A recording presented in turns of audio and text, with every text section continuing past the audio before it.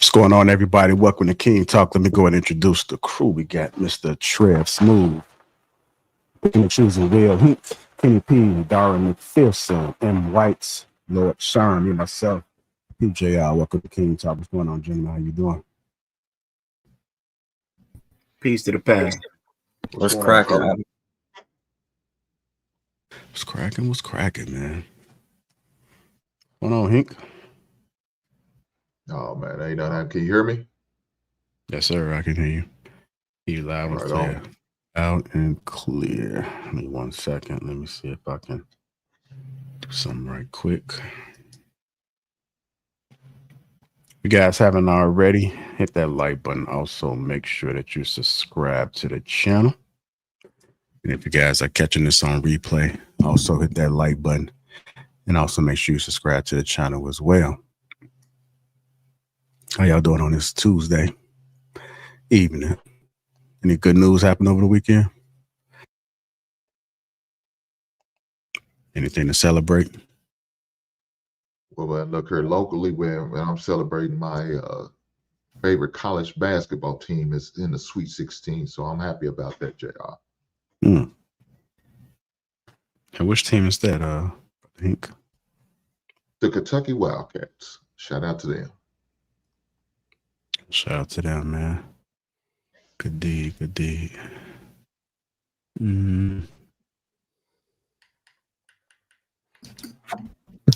I think I'm ready now.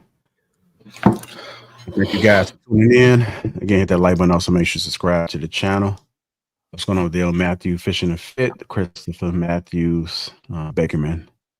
Again, as you guys can hit that like button. Also, make sure you subscribe to the channel. Today's topic is reasons for older men are staying single today. Reasons why older men are staying single today.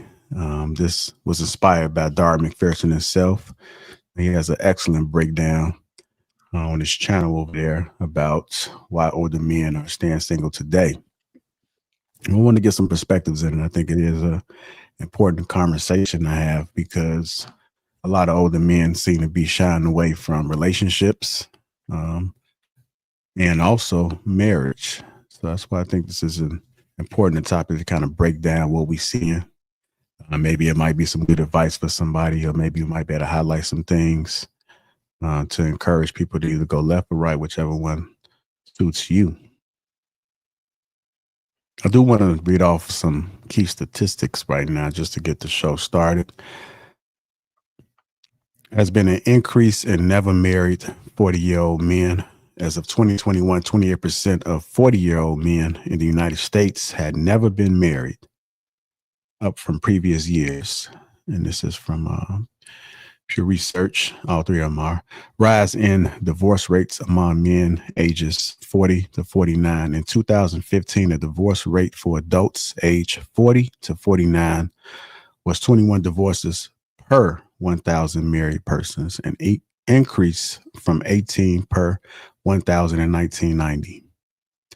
And lastly, growing proportion of unpartnered men aged 25 to 54. By 2019, 39% of men aged 25 to 54 were unpartnered, up from 29% in 1990, indicating a significant rise in singlehood among prime working age men. I think it's important to highlight that this is not about bashing women, but understanding why more older men are walking away from traditional relationships and marriage. So I want to get the real of what older men want and what they've learned and why making different choices and why they're making different choices now. So I am going to have some questions. I got a time limit on some of these rounds. So this is segment 2 that we're going to go into, and I just go around. I won't go around to everybody, but if you have some insight that you would like to speak on, then please do so during that time. That way we can kind of keep this conversation flowing. Sounds good? All right. My first question is, how has divorce shaped the way men think about relationships today? How has divorce shaped the way men think about relationships today? Anybody can go. Y'all want me to start? Go ahead, kick it off. In general, I don't He think did say we had a time limit, so keep that in mind, brother. you dirty dog. You dirty rotten scoundrel. I'm gonna waste 30 of my 60 seconds disrespecting Hink. I think that in general it has not affected relationships. Wait, repeat the question one more time. Hink threw me off. My bad. Hink, you threw me off. How has divorce shaped the way men think about relationships today? Gotcha.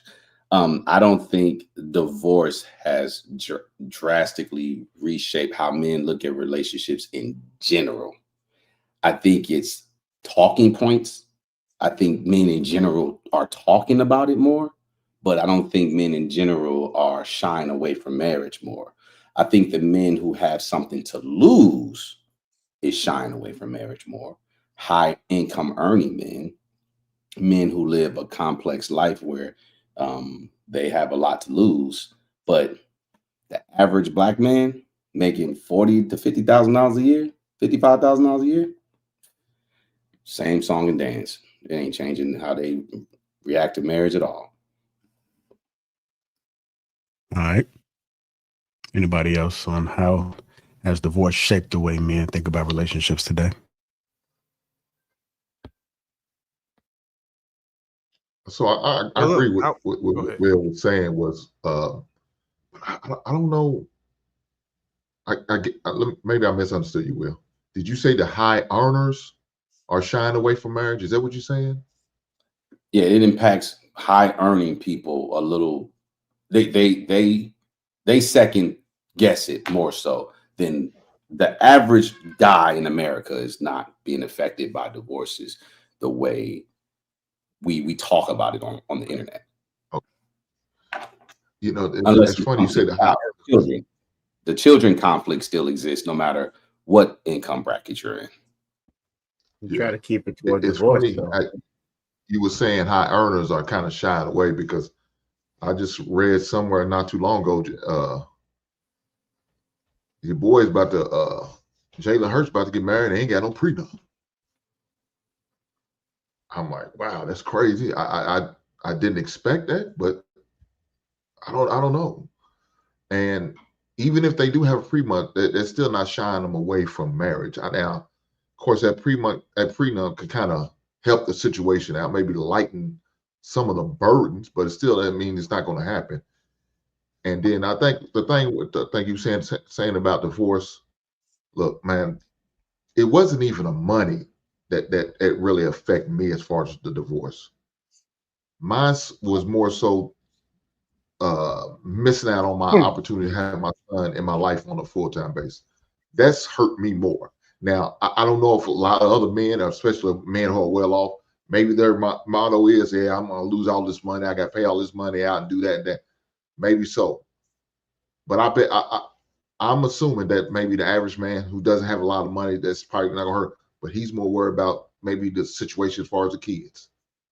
That's just my point of view. All right, go ahead, Dara.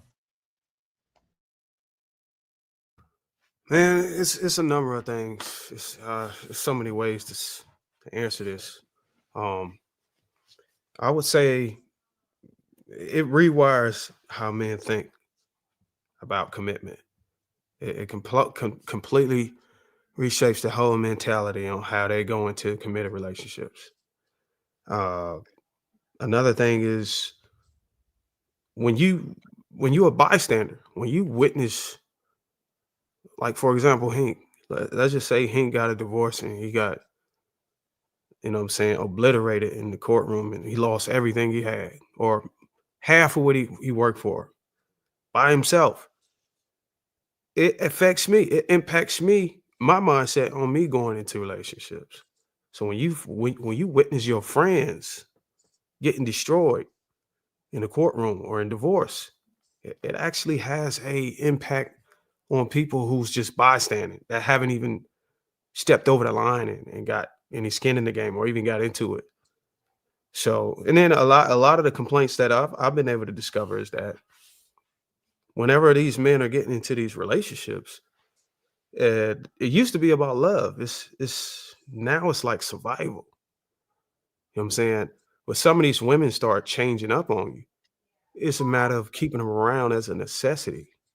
Not that you want them. It's just necessary for me to keep you around so that I don't lose everything I had. And then you got a lot of women today that just taking the sacredness out of the whole union, out of what marriage is supposed to be. It's no spiritual, or there's no divine energy that used to wrap around the whole essence of marriage. That's gone, because usually that would just give you some hope that she would do what's right and get away from her feelings. But it's just so many things, man, and I don't want to give up too much. I'm gonna leave some on the table for somebody else to eat from. So Doc, can I ask you this though? Before you make our take on that mindset, wouldn't you want to have a conversation with the individuals on why they got divorced? Yeah, I think that's what's happening. I think it's the guy that's leaving the courtroom is going back and reporting back, saying, look, man, my life is in shambles. You got to try to imagine this coming from a guy that's 50, 60. It's hard to try to get that back. You know what I'm saying? Versus getting divorced at 25 or 30. You know what I'm saying? You get divorced at 25, 30, you can go get back a lot of that stuff. Well, you 50, 60, I don't even know. I don't know how long it's going to take. I don't even know you got the energy for that. You know what I'm saying? So I kind of get Will's point on, I don't know if he was trying to make the point that the guys who earn more, you know what I'm saying, they got a lot of money. They can, fuck it, I lost half. Oh, well, I'll go get me another wife. We'll do it again. I think. Oh, hell to the no. Let me make sure y'all don't misconstrue what I'm saying. No. Okay. So higher income earning men don't mean they balling out of control. It just means guys who can get hit in the head with alimony on top of child support. See, it's hard to hit a guy making $50,000 a year with alimony. I mean, chances are the woman is making the same amount of money he's making. But when you start making 100, 120, 150, you could get not only hit with child support, but you also can get hit with alimony. You could get hit with maintaining the mortgage on a house while you got to go try to find another place to live. Now, you're not balling out of control to be able to sustain all of that, but it doesn't mean that they won't hit your pockets. And it's not the same for everybody, but there's people that get taken to the cleaners in these situations. Well, I So, mean, Will, I'm just saying, like somebody like Michael Jordan. Let's say like Michael Jordan. You got Michael Jordan money. I think his first, I don't know if he got, was it his first wife? Juanita took 250 mil. Right. So she took 250 million. Somebody like that with that kind of wealth, they go get married again. Nothing. They're gonna get it back. But somebody like that don't have that money and they got to go accrue all that, and they don't even know if they could get it back. You know what I'm saying? Like, so it's like any sign, any red flag, anything, any little talk back that I get, like that's gonna scare me. I'm like, oh no, I'm not finna marry this woman. You know what I'm saying? So it's like you're on eggshells whenever you vetting these women out, because a lot of them, whether you like it or not, they bait and switch. You know, they carry this persona that they gonna be your ride or die, but then when they get to the altar and get the ring, they start turning to this other person. You know what I'm saying? Or when you get a woman pregnant, you can see that they start changing and turning to a different person with the postpartum. You can see that in that essence. So I'm like, Hank, if you don't put the timer on Darwin, if you don't put the timer, no, go ahead, Will. So check this out. The only problem with that hold is on, Darwin. He just gonna sit there. He's just gonna sit there and let you monopolize all this time. You dirty dog, Hank. Yeah, Will, you real good at that. So if statistically, middle and lower class groups are actually the ones who are opting out of marriage at a higher rate than people who are upper middle class and all that. So the lower your income, it kind of supports what Darwin is saying. Whereas, which is the part that I agree with, if you don't have it, then it's worse for you, right? You could potentially be in a way worse situation. If you are more established, then you are more likely to be able to bounce back after a situation like that. Whereas if you are broke or just kind of making it in that kind of middle ground, 50,000, that'll leave you in shambles, right? Versus you having some expendable income. That, I think it's way worse, even though it may seem like you would have more to lose as a person more wealthy. They're not the ones that are opting out as much. There's been an overall decline altogether, but the middle and lower class groups have dropped off even further. It makes tears want to come to my eyes that this topic comes up, and to hear people that have given me lashes have to create a narrative to fit the question. And now they have to truly admit that everything I said is correct. I'm going to use Trev Smooth's words. The juice ain't worth the squeeze nowadays. If you look at it logically, why would you put yourself in a position where you're risking to lose it all if a woman is giving you a false representation of who she is, and you're on a hope? And I'm only being fair because there are successfully married men on this panel that have made homes and families, but they got their lotto ticket. But they got to be honest and say they seen the train wreck many a times with people that they like and love, believing that it could be forever with somebody, and they get torn apart.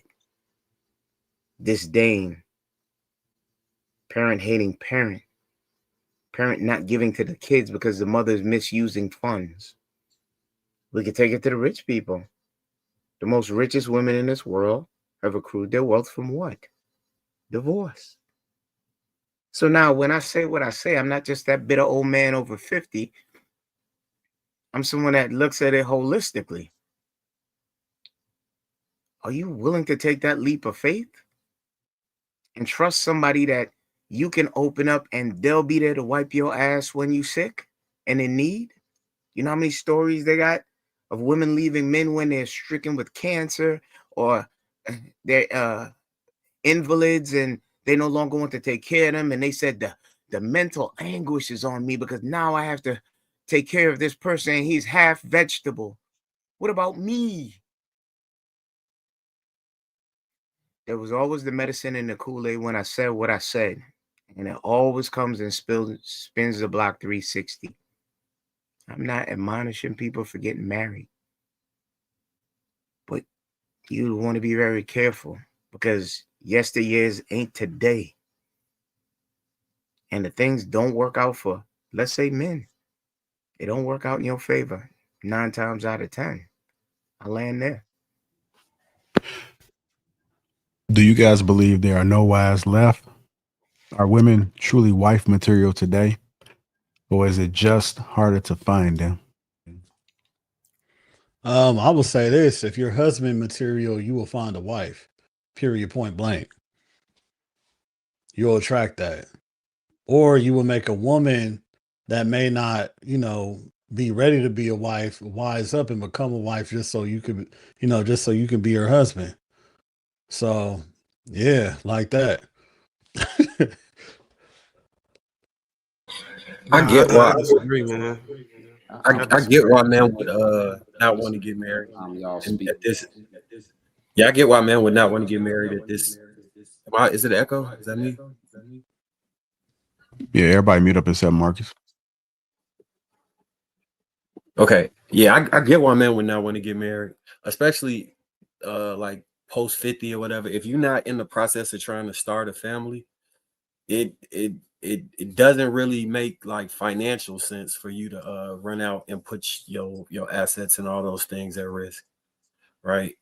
You are in a position where if you're on the dating market, you pretty much have like 5 to 1 or 20 to 1. I forget the exact numbers, but there are multiple women out here that you can be. So you just in a position where it's kind of lose-lose. If you find somebody and it doesn't work out and they take half, then you burn. And if you remove yourself from the dating market at this point, you don't get to get the benefits of your success and hard work. And if this is the first chance or the best chance you've had to excel and have access to different women and options and all those things, you kind of limit the possibility of what maybe you envisioned your life to be. Not everybody envisioned themselves being married and just having being married and being at home with their women. Some people have wanted to be lifelong bachelors. And I'm not knocking that. You know what I'm saying? If that's what you wanted to do, that's what you want to do. It's your life, and you need to live it to the ability that you want to live it. So yeah, I completely get it. Then you hear the horror stories to the point earlier. I do know somebody that got divorced, and it did break them apart.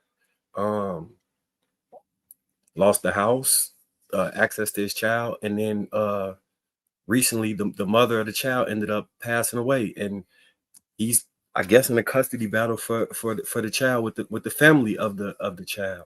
So it's some horror stories out there. I get how that could be a lot to just step into just on a leap of faith. Like I get it. I honestly get it. I ain't really got too much argument for those men. If it's something you want to do, then yeah, you'll dedicate yourself to finding a way to do it.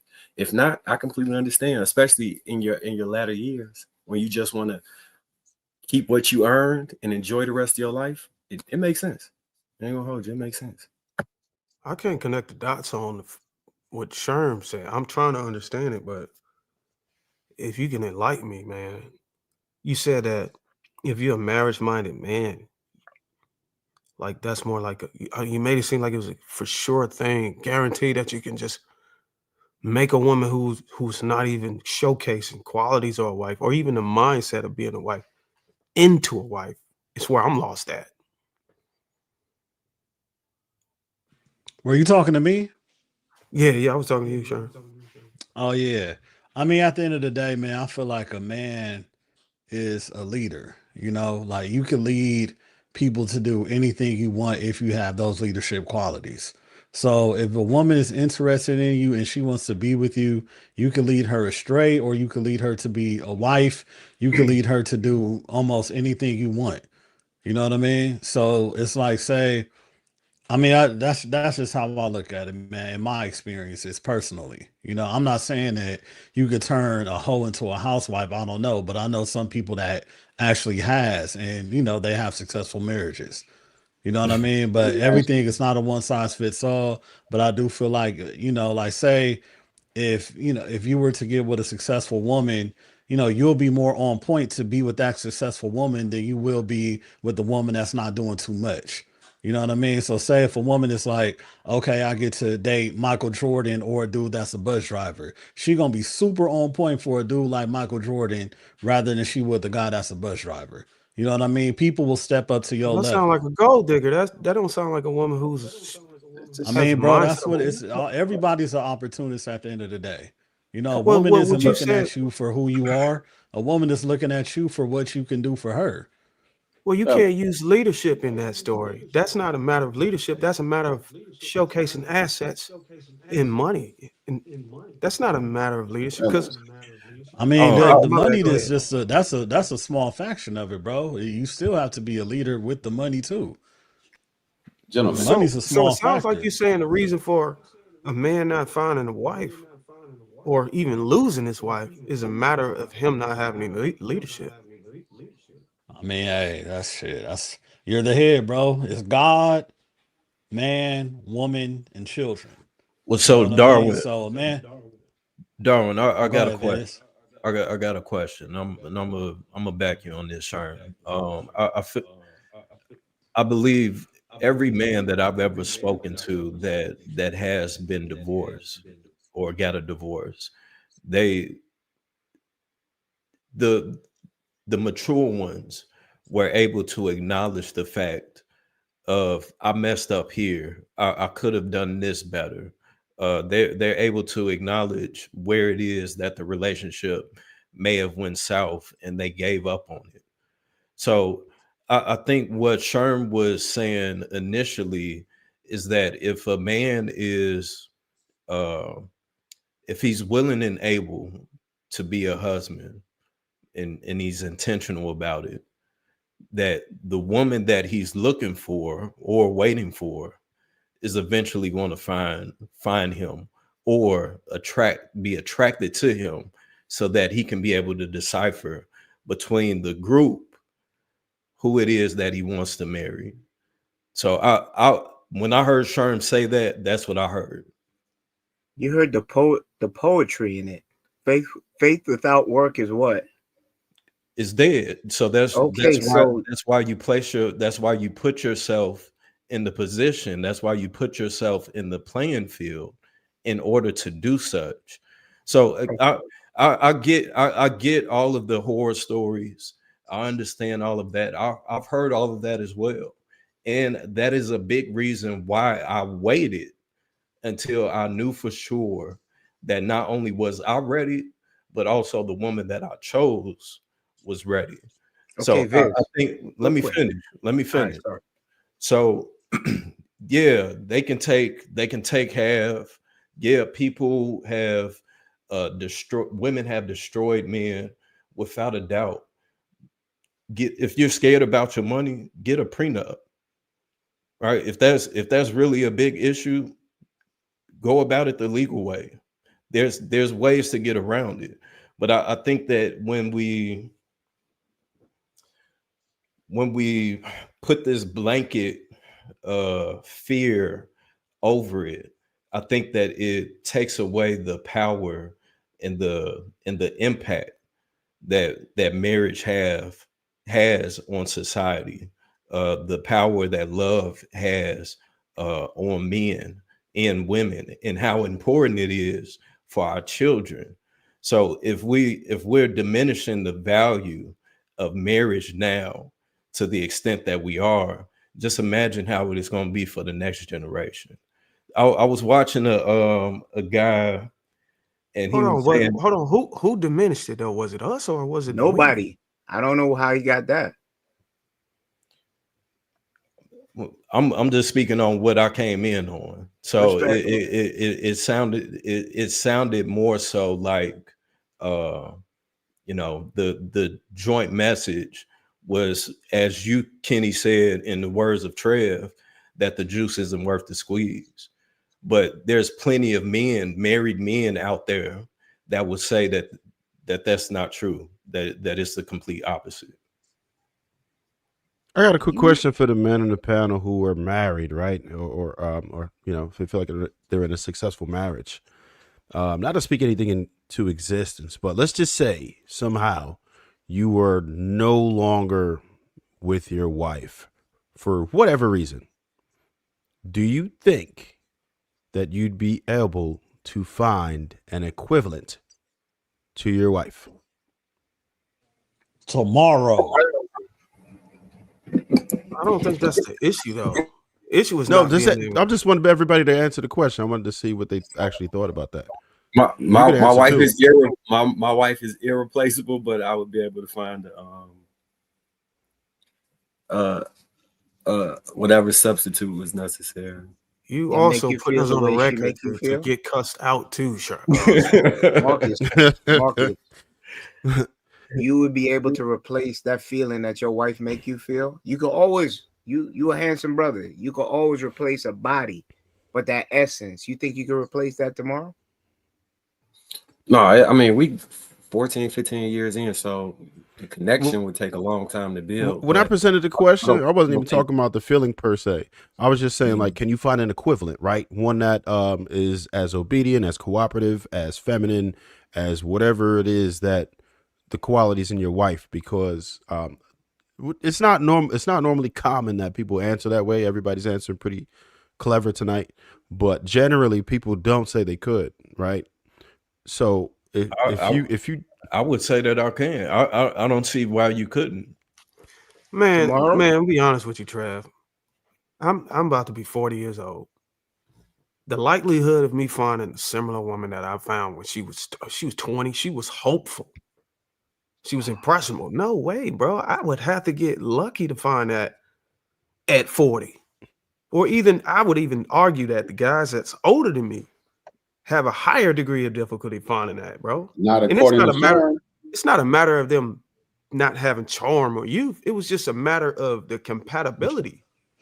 Not No, according to man. Sean. I look at it like this. Like, say, you know, in your 40s, you have a wider selection of women that you could choose from more than any other age. I feel like this is a golden age for any man that's out there dating because you could go 28, Yeah. 32, 35. You know what I'm Yeah, saying? but When you y'all looking at 30, the you can go. volume. The Gentlemen, volume yeah, doesn't y'all mean gotta quality. y'all gotta The That's understand. volume quantity. does mean because it's like you have more of a selection. When you 50, You you gotta, know, you actually gotta put, you actually gotta filter out more. It's more of a hassle trying to figure out the one when you But got that all of the facades to swipe left and right on. but doesn't that give you greater odds? No, right. gentlemen, Yeah. Like, I don't understand. I don't understand the logic in that. Okay, well, understand it from this point. When I met my wife, she was young. We built together. I didn't already like right now. If I was trying to go get a wife and I have already had my shit together, my peace, I gotta invite somebody in here that could disrupt that. That's a challenge for somebody who's 50, 60. They got to go out there and do that. She might not be all the way on board with you, but somebody who you met, I'm 26, 25. I met her at 2021. We ain't half shit. We both built together. That's very easy to do. That's the likelihood of me finding a wife in that stage is better than me being 50, 60, trying to find a wife. And when I got hey, it all paved and I got my piece, bro, come on, no why way. can't we? I would Why, have to why get we extremely lucky, bro. why we up here talking like women? Because when you think about What? it, bro, How I'm are we about to talking like a explain it. woman? Who you I talking said to? I'm Hello, about to explain it. thin Listen, mustache. we're talking as if guys in their 40s just got their ish together. We talking as just like we're talking from the upper echelon men, like the guys. We're talking about the top 10% of men. You got to talk about men in general. You can't just talk about the Well, see, guys you're who got changing this the stuff. landscape because the whole premise of this show, the challenge was with the older guys. Right. The older guys. I'm talking about the whole gambit of guys 35, 40 plus. We cannot just talk about the high income earning, the guys who got their social economic status on point. You got to Well, talk about I'm not even talking about I'm not talking I about a mean, this guy that, is King talk, bro. So Yeah, I you don't know, think he yeah, put a but number on wait, it. wait, I wait, think wait, wait, he wait, said the wait, state wait. of So it. when we do king talk, and maybe I'm stupid, is it just talking about the upper echelon of men? wait. I mean, everybody's gonna talk from their own perspective. So if Right, but we can't we, just talk from our own perspective because we're that's the Why only all not? perspective acting that we like know. hold on, but listen, but if Wait, you but Will, but I can't even so get a here, thought out. Y'all hey, go ahead, This Billy. ain't peasant we just talk. do it. Shit. We just doing what you do, bro. What I do. I've Hey, been listen, so look. I've been trying to get in and I've been like, all right, cool, I'll wait. I try to get in, all right, I'll wait. And then as soon as I get in, it's just like dip, dip, dip, dip, dip. All right, I'm gonna throw this in. So with that being said, right, you said that we're not addressing the guys that don't have their shit together. No. I I didn't say said that. I said we're That's what Will talking. said. No, I'm saying we're talking All as right, if y'all. Let all Will finish his point, y'all. we're talking as if all guys got their stuff together. So when we're talking about guys in their 40s, like I mean, like Sherm said, I'm talking about my experiences. Cool. I don't have no problem with guys talking about their experiences. But if we're talking about men in general, we can't interject our personal experience and talk as if that's a standard. No, that's a one-off. Like Darwin's been married, almost 15 years, you say? 15 years, Darwin will be disqualified for really knowing what it's like out here in these streets. Now, can he live vicariously through some other people? Absolutely. He could be talking to people and he's like, from what he hears, but he doesn't have the real life application of dating in his late 30s and 40s. I don't know how long, Viz, I don't know how long you've been married. Hink been married for a while. I don't know how many of you guys are actually been dating in your late 30s and 40s. How Because does that disqualify us from having input when we have access? it's not disqualifying you from having an opinion, but what I'm saying is if your opinion derives from your personal experience, It your doesn't. opinion will be flawed when speaking upon men in general. Because men in general get stuck in their ways just like women do. As guys get older, they're more difficult to deal with, just like women are more difficult to deal with. Guys are just not all guys in their late 30s and 40s are not just these well put together men that all they got to do is find the right kind of woman and they good to go. No, they might find the right woman and she might be like, he got some deep psychological problems. I don't want to be with this fool. Yo, Will, Wait. why are you under the assumption that a man has to be whole to get married? I'm not under that assumption. What do you mean? Marriage That's is what just you're leading with. Having their XYZ together. Exactly. I said we're It talking. doesn't quantify every marriage. That is what you said, Will. And to strengthen Kenny's point, Will, let's just say we're talking about guys that's got their shit together. Okay. Everything still applies. We can put the guys that don't got their shit together, because I think we read when we're talking about this issue, we can literally focus on guys who got their shit together. And all of this stuff is still proven valid. You will have to preference that so we understand what type of man we're talking about. Are we talking about a man who's college educated, who has a advanced degree like master's or PhD? We're talking about guys who are high income earners, because Sherm said upper middle class. Do we all collectively agree where the upper middle class starts? We don't even have to put that on there. We could just say a man that's 50 years old, that's just want to have a wife, or just a life, just like any original. We ain't got to put all this fluff and put a bow tie on him and all that stuff and fill his bank account. Just a regular older guy. That's simple. Well, I got a question. So what is so different from dating now compared to 10, 20 years ago? What's so different now? Well, it's the Instagram. Holy shit, dude. Yeah, it's the age, man. I mean, First and foremost, OnlyFans. 20 years ago, 15, 20, 10 years is kind of great, but 15, 20 years ago, people typically dated people who lived in their geographical area. Now you have an influx of people dating people who live in different states, meeting people on social platforms, and trying to figure out long distance interaction. The reason I answered it that way was because I got a network of married men that their wives have women that they're probably trying to, these fairly decent women that they're trying to, find somebody for. And if so my uncle, he got divorced and he was remarried within 2 years. And it was like 4 women that he was seriously considering marrying prior to him deciding which one he was going to, pursue the marriage with. I think that network would push women into the vicinity just because I know how they are. Like when they have their events, and if you're a single man and they've already like pre-qualified you, they will present you with a gang of different like women that they feel like would be a great fit. That's why I answered it that way. So I'm basing it off of that. Y'all help me with this, because I don't base success on marriages like a lot of people do.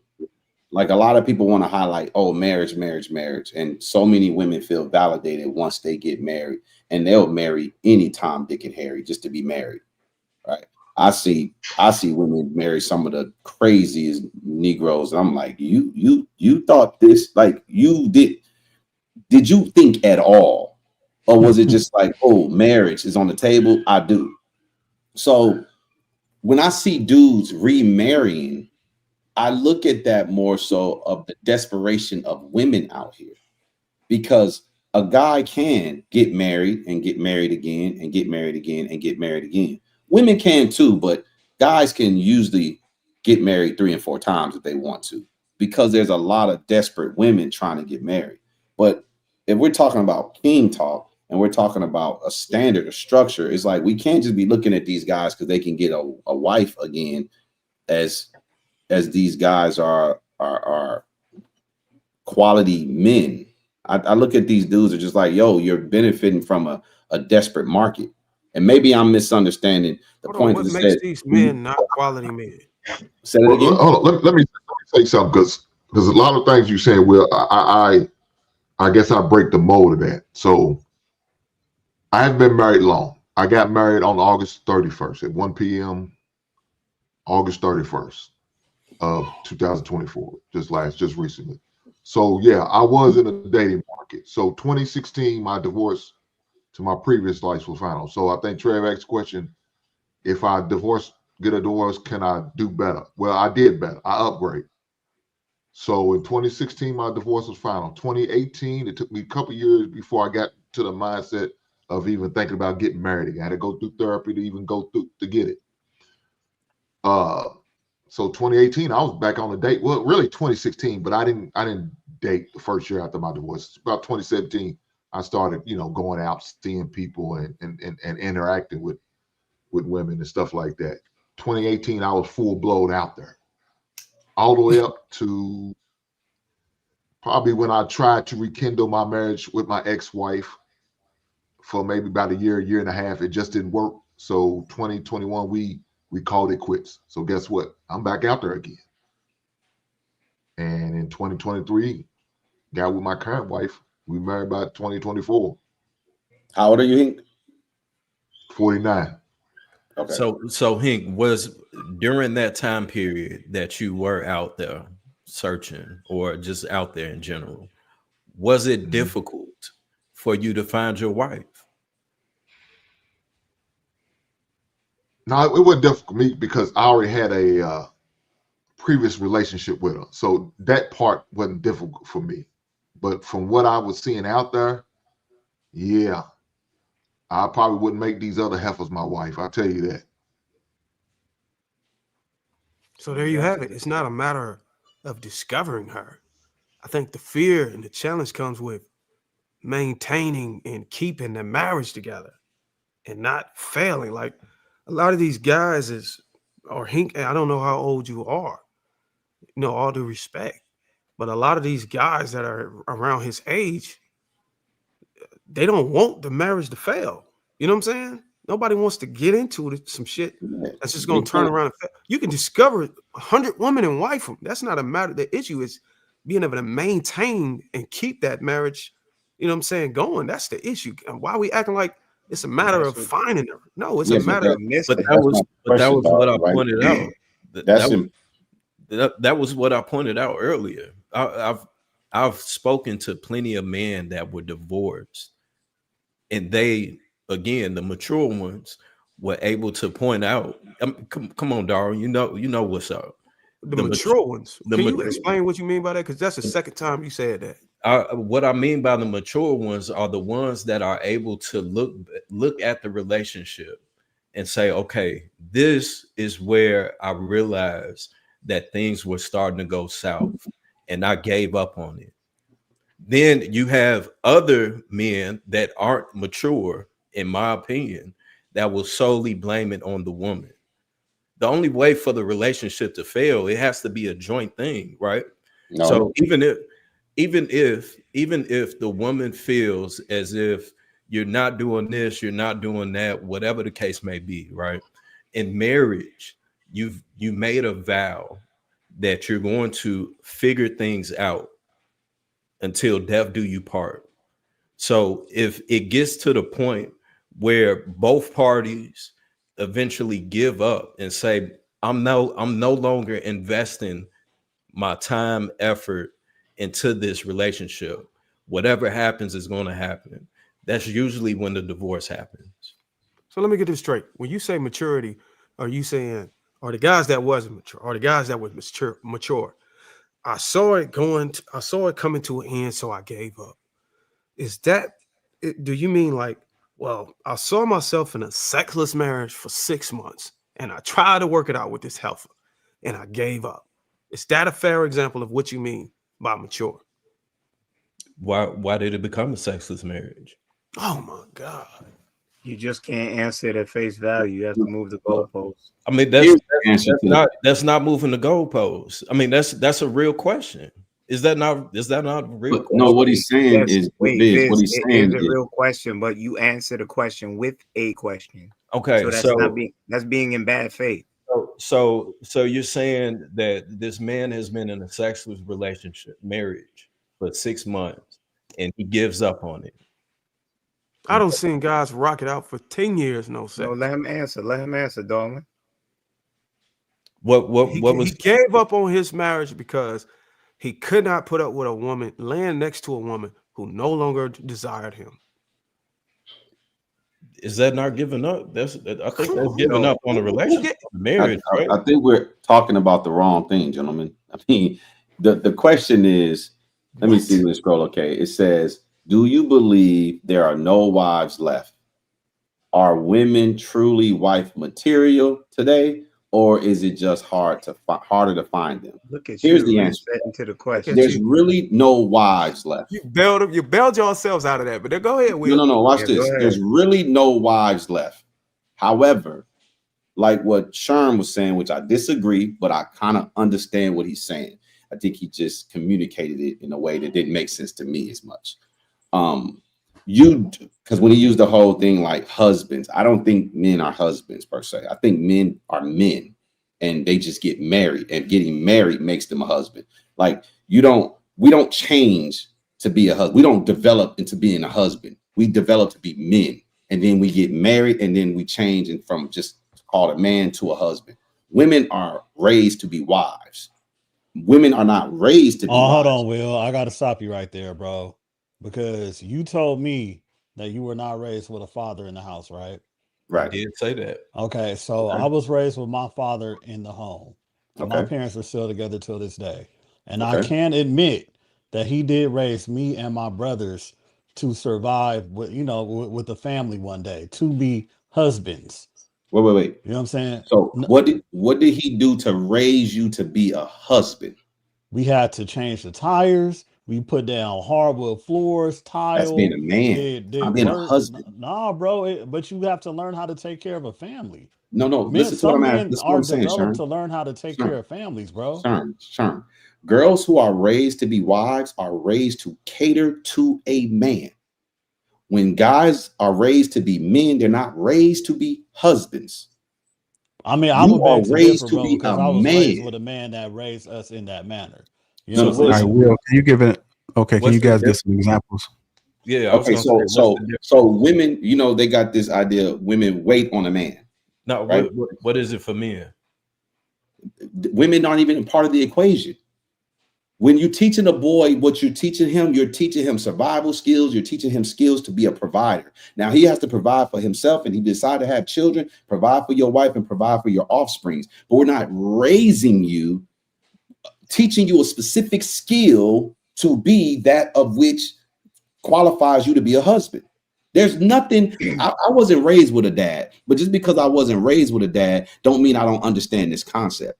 If you guys were raised to be husbands, tell me the specific trait that your father or your mother instilled in you to be a husband. I would say, I mean, so the way I look at it is that my father hustled. He did whatever he had to do to provide. He, showed us how to work on the house. Hey, one day you're gonna have to cut the grass. So cut this grass, learn how to do this, learn how to do that. If the tire pops, you got to learn how to change the tire. You got to learn how to do brakes. And I highly doubt that if he was not there, I would have had the skills to learn that. And I don't know who I would have learned it from it or whatever. I just don't know. So So you're it's Let telling me like, let me me those get are input. you're telling me those are husband traits? yeah, bro. Yeah. There's a totally Yeah. difference from a man that's raised to just be out there, versus a man that is raised to take care of a family. Those are like night and day, bro. And I'll I do could you one even always better. tell. I'll Huh? do you one even better. And this will actually pull more clarity out of the question because I think JR posed a good question. If you as a father raise your son with all of the necessary qualities to be a man and a thriving man in today's society, what would he be lacking that would disqualify him from being what would he be lacking that would qualify him to be a husband to a woman? Who you asking? I'm asking you that, Will, because you posed the question and there was contrast between man and husband, in which I'm trying to get you to land on that specifically. No, I'm what I said was we're raised to be men. You get legally married, now you're a husband. There's no husband task that we do So outside you of agree? sitting yourself. So you agree that The title is not a skill. Yes. Title is just a title. For men, it's not a skill. It's just a title. For women, it's a skill. Okay. Women are taught to be wives. They're raised to be wives. They're raised to wait on a man, to cater to a man, to support a man, to help a man. Will, do you think self-sacrifice is part of manhood, or is that a trait you acquire more so after you become a husband? But it's when you say Because I think that's the biggest difference between like just manhood and being a husband. Because there are things that you hold up, just walk with me. There are things that you do outside of that, right? If you're a man and you have your own home, you're gonna have to cut the grass, you're gonna have to fix plumbing or do whatever those things are, just in the essence of being a man, the things you were describing and you learn.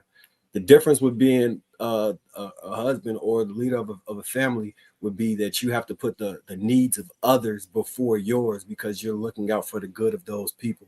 My question is, do you feel that is an aspect of masculinity, or is that something that you acquire afterwards? No, that's something you acquire afterwards with a conscious decision that you make. So think about this. That's bullshit. Yeah. Well, let me explain it. You could challenge it all you want, and I would love for you to challenge it. So when you're raising a boy, you don't raise him to sacrifice for people who are not there. You don't teach him how to do that. How do you teach a boy to sacrifice for a person who's not currently present? Explain that to me. Let's take life. I mean, you can do that with your life off the siblings, table. bro. But let's look at nurturing, because nurturing is actually what it is. Rendering care outside of yourself to others around you for the best interest of other people around. If you want to teach your son how to be nurtured, how to render care for others around, you buy him a dog, you buy him a pet, you make him take care of it, feed it, clean it, pick up the shit, make sure it gets its shots, make sure it's not acting up, chastise it when it does something wrong. It's so many things that you can use to build a young boy into a nurturing being, and he could use those same qualities, those same instincts that he pick up when he was taking care of his dog. And I know people might look at it as crazy using the term dog, but it makes sense to be able to take care of others outside of yourself. Wait. Listen. I would even add on to that and say, or a little brother, baby brother. Gentlemen. I would even say in sports, putting the kid in sports, getting them a job. These are all things you're being a servant in. And if this young man is going to be a leader, he's going to rise to the top of he's going to be the cream of the crop, right? He's going to be on top. He's going to be the leader by instinct, because it's been developed over the years for him to be able to take charge. You guys are conflating. These are it. So Will, I get what you're saying. There's nothing. There are things that there are husband traits that men have that they acquire as they grow up. The basics, of course, is providing, being stable, right? Being able to nurture, being able to be a servant. Now, what that looks like for your wife as a husband, that may look different.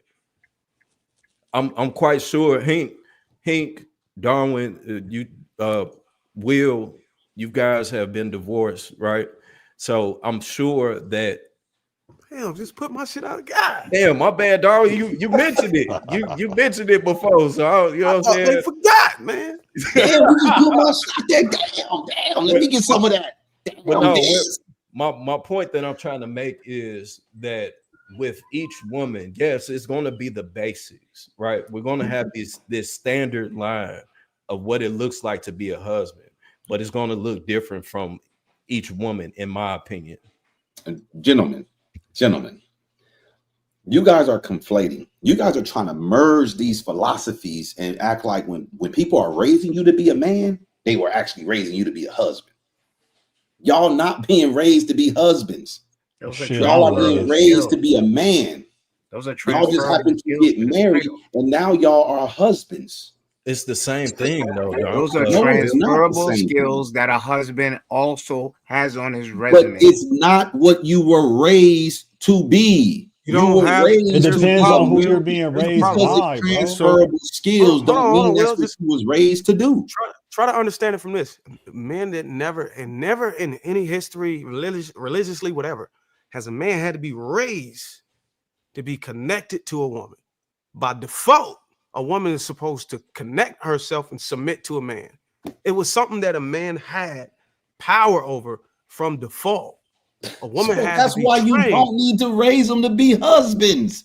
That's what By I'm saying. So, hey, default, Bill, the woman is you remember last week we talked about Anthony Mackie and how he was raising his sons to make sure he takes care of, protects his mother and his oldest son. I think he said 15 years old. He said he's raising his son to be masculine, to take care. He's pretty much teaching him how to be a husband and taking care of his families and his siblings. That's pretty much what he's doing, and make sure his mother's all right. He's pretty Gentlemen. much showing him how to be a husband right then and there Okay, with the example he gentlemen. shared with on the pit.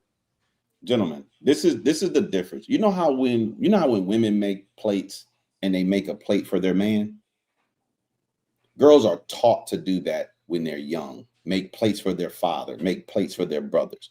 They have real life practical application of things that they do. They don't just walk around like nobody is.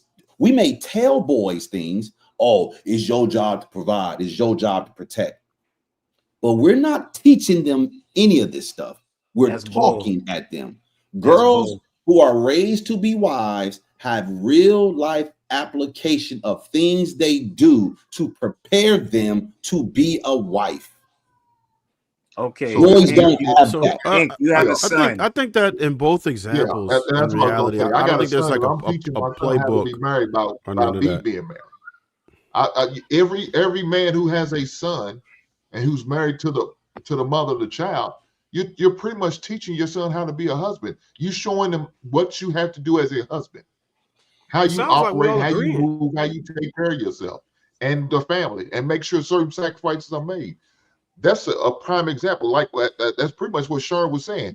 He's seen the example of what his father did as a husband. So guess what? Him and his brother mimicked the same thing that they learned. Yeah. He said his father That's taught him to change a tire. You telling me if your father well, teaches you how to change a tire, It's more. that's It's teaching more you to than be a that, husband? bro. well, There's It's more more than context to application. changing that Sherm, tire, bro. Sherm, you saw how he's tried examples. to diminish it just to the tire? Like there wasn't other Wait, bro, transferable skills I that were can't address quantified? everything he say with one statement, sir. Then why'd you just use the tire to Well, diminish the point that he made? how many things did you want me to put in that one example? How many No, things you you want me to used include? it. You used it to diminish that. Oh, if he I'm only telling learned to you, change it, okay. If why he would I only use learned to, the tire to diminish him when I flat out told him he I'm gonna wasn't put on raised my to be a special husband? Why would I glasses have because to that's use the a only way tire? you could hear me. I Say that really again? think we're So all we agreeing. we missing a point that is really just by example, right? And I don't think that women have a specific playbook or anything that they follow where they're saying this is how you're supposed to be for husbands. It's pretty much you see the example, and when you look at it, usually people who come from families that are married, their whole family is usually married. Their offspring ends up getting married generally, and people who come from perpetual singles end up having single children and everything else. So just when you thinking about what your children do, like it's always you do tell them, you do advise them, you do give them context, but if you look at like King versus what T.I. has produced, like he saw what he did and he followed his example versus looking at what you might have told him. He might have told him all the right things, but he saw that street shit you was doing and he wanted to be like that. Your children are going to follow based on that example you're leaving. So how you behave and how you conduct yourself and the examples that they see, that's what they're going to follow. So if they see that you married and you supporting your family and you showing them this is how it's done, then you don't have to even give them specific instructions on that. They're just going to see you and kind of think that's the way to go and follow it in most cases. That's not true. Look, okay, let me give y'all a little story real quick. Part of what you're saying is true, Trav. People do watch their parents, but most times kids misinterpret what it is that they're seeing. Most times kids misinterpret what it is that they're hearing. So I'm gonna give you a little example. So there's this girl who decided to cook Christmas dinner with her friend. They decided, hey, girl, you know, we always do Christmas alone. You know, let's do Christmas together this year. Cool. So they get together and they starting to cook. One of the girls is going to cook the ham. So she grabbed the ham. First thing she do, she cut the ham in half. And her friend said, why you cut the ham in half? She said, girl, that's how you cook a Christmas ham. She was like, what? She's like, that's how you cook a Christmas ham. She's like, I don't know nothing about that. We ain't never cooked no ham like that. She said, all right, hold on a second. Picks up the phone, calls her mom. Mom, would you tell her that if you're going to cook a Christmas ham, the first thing you got to do is cut it in half? The mother told the girl, she said, baby, I cut that ham in half because my pan was too small. See, the moral of the story is the girl saw what she saw and she thought she understood that that's what you're supposed to do. Most kids don't check for understanding to gain clarity of what's being done. And most parents are unaware. They're oblivious to the fact that the kid is watching them. So most parents aren't teaching by example. And most kids are misinterpreting what it is that they're seeing and what it is that they're hearing. So if you don't have practical assignments and tasks to make these kids go through and then check for understanding, you're not raising them this way. In that example you just gave, right? It just shows how the women weren't given a specific playbook. She just saw an example. She might have misinterpreted, but even then, it's showing that women aren't like given these specific instructions on how to be a wife. I don't think so. I've never witnessed it, and they just go by what they see. I don't think that anybody's saying, "Hey, look, this is what you got to do."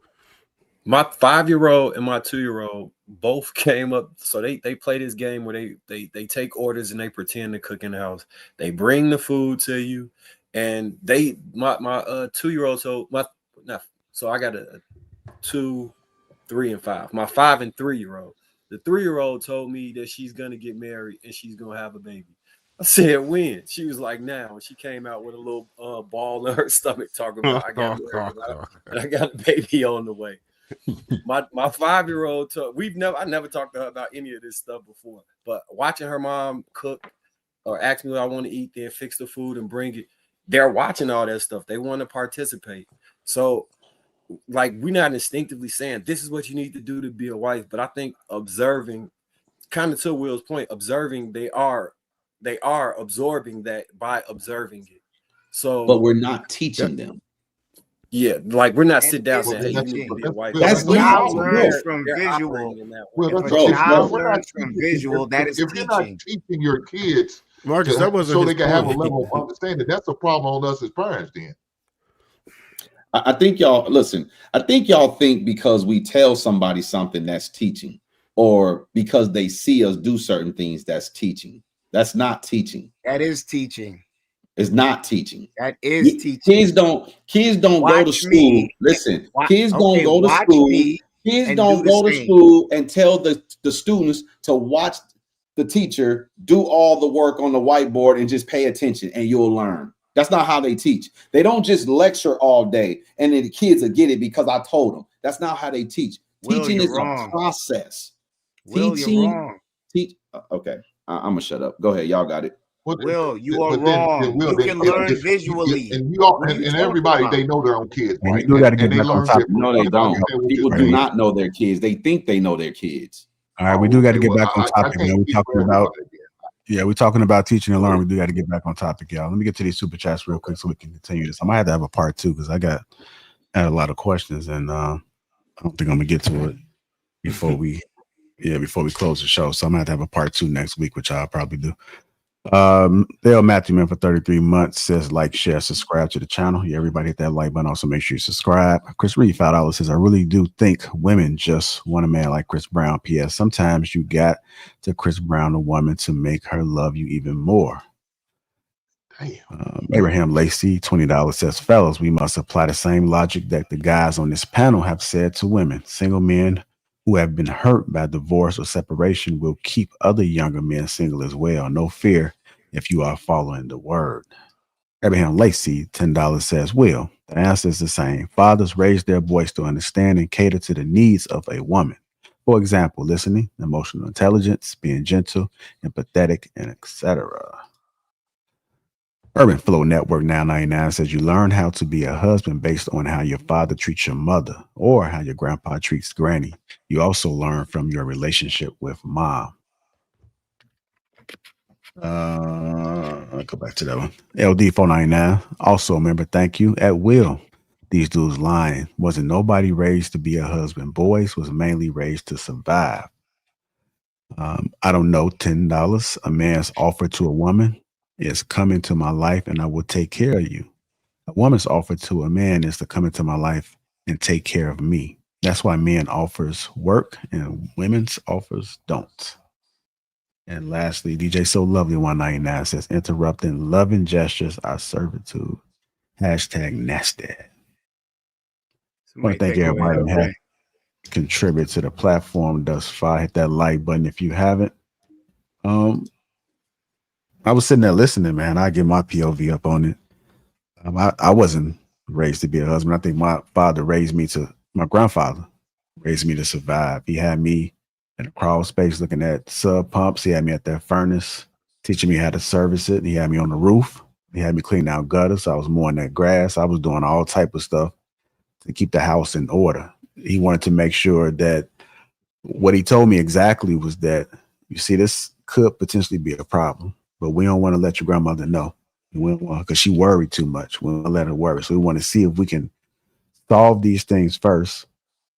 And if we need to tell her, we'll tell her, but we're not gonna worry her because she got to take care of her job, make sure the house is good. We're gonna make sure that we do everything on our end. So my grandmother handled everything inside the house that wasn't manly, and my grandfather taught me, and I kind of agree with Will with that, how to be a man.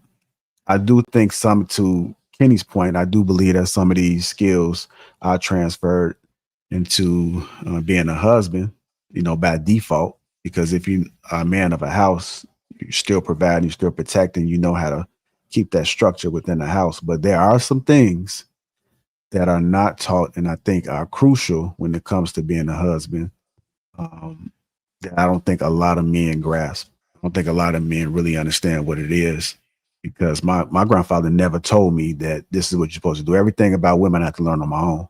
I had to learn by trial, by error, and by experience. And so even though I was a great man, I couldn't be a great husband. So I do think that when we speak, understanding it from both sides, it's great that we can be raised to survive and be great men. But there are some hidden things that I think need to be said a little bit more that might not get pushed because, we being taught how to survive and be man. But that's just my POV on it.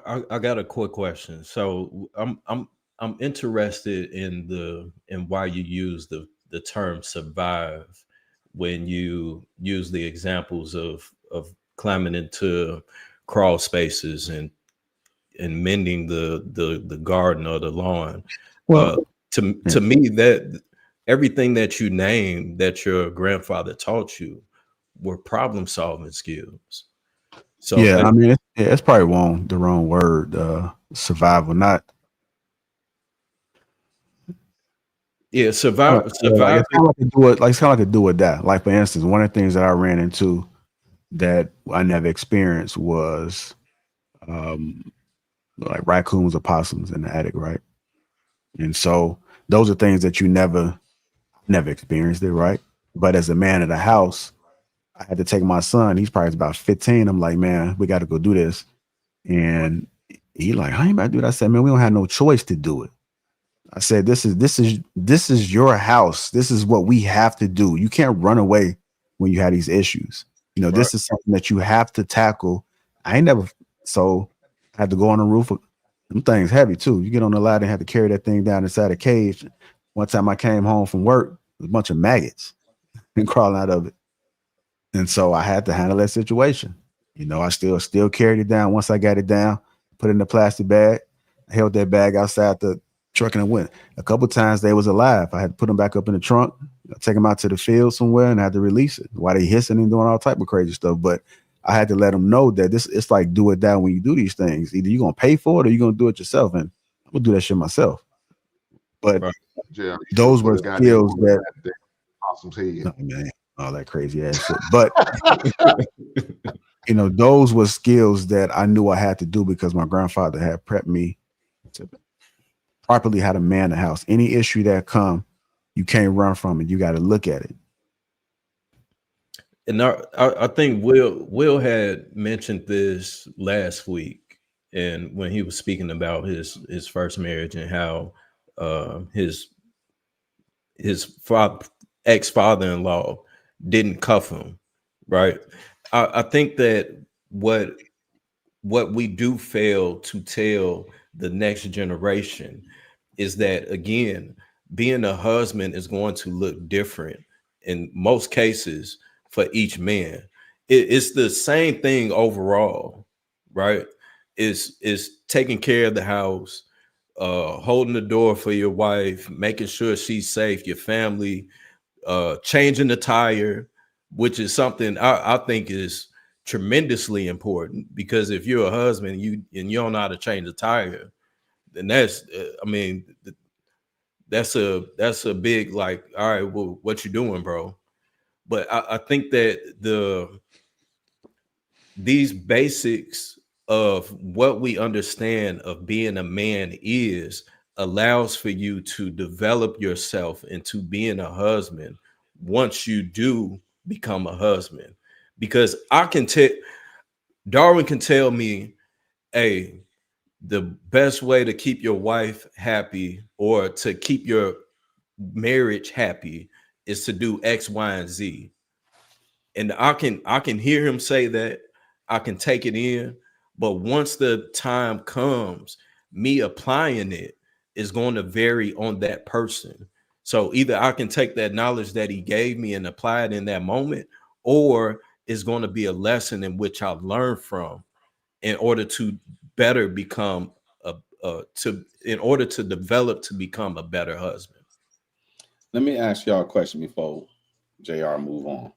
Look, if y'all can just rapid fire so we can do this real quick, I want to write it down. Can y'all just throw out words that boys are taught, like things boys are taught to be husbands, specifically husbands, not to grow up to be men, but specifically husbands? Can we rapid fire real quick?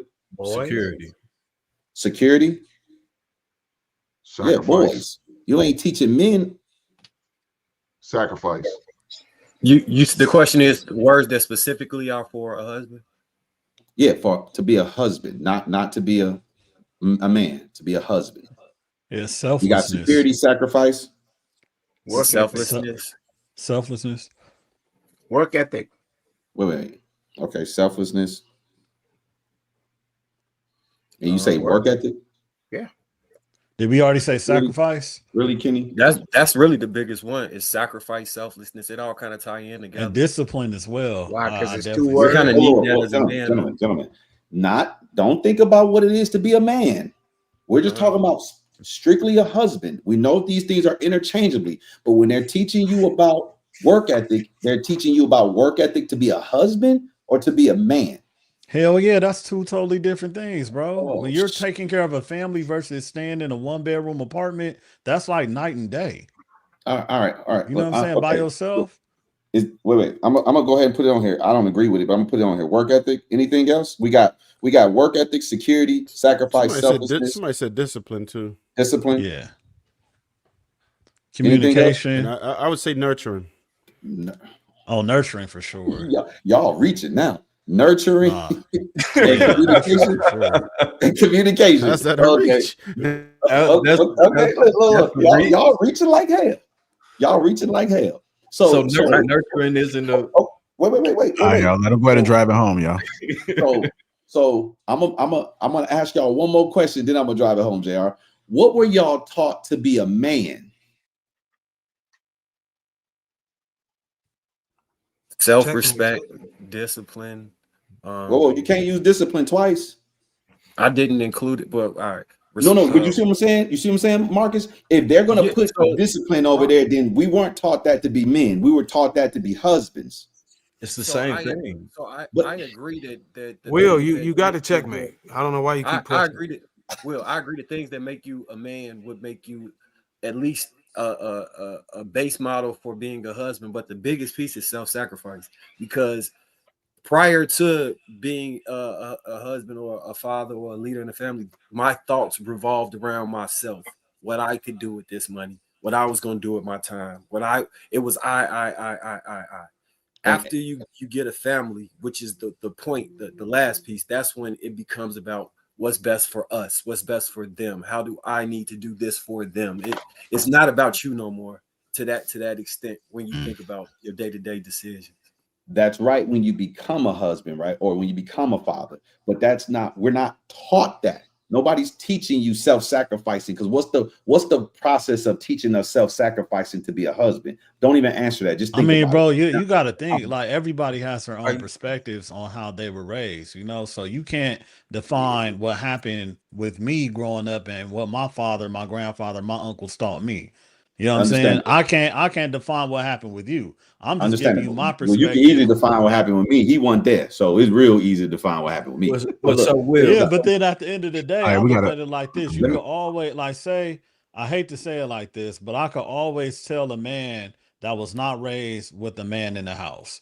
As soon okay. as one of my homegirls talked to me about a dude, I'd be like, was he raised with his dad in the house? No. Oh, okay. That's why. You'll never be able to detect raised that my with me. dad But in the look, let house. me make this last point, and Well, yeah, then so well, look, you've been saying this the last point. these are some things, like when you think about women who are raised to be wives, these are the things that you think about. And these are not raised to be women, they're raised to be wives.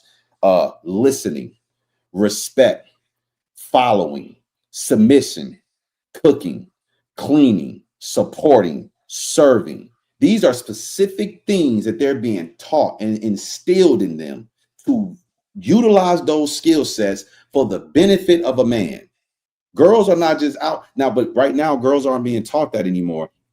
Girls are not wives anymore. So dudes who have structure, order, and decorum have to try to build a woman and turn her into a wife these days. So it is a challenge out here. But at the end of the day, gentlemen, I disagree 100% that boys are being raised to be husbands. All right. Let me go to squeeze these last super chats in. Everyone Lacey $2 said listening, communication, sympathy, encouraging. Everyone Lacey again $2 says provider, protector, goal oriented, sacrifice. And lastly, DJ So Love the 199 says I'll take a good communicator over a tire changer. Thank you guys for your contribution. Let's go ahead and keep it moving. So the next point that I wanted to bring up is if a man can have peace over problems, why choose problems? What does peace look like for older men?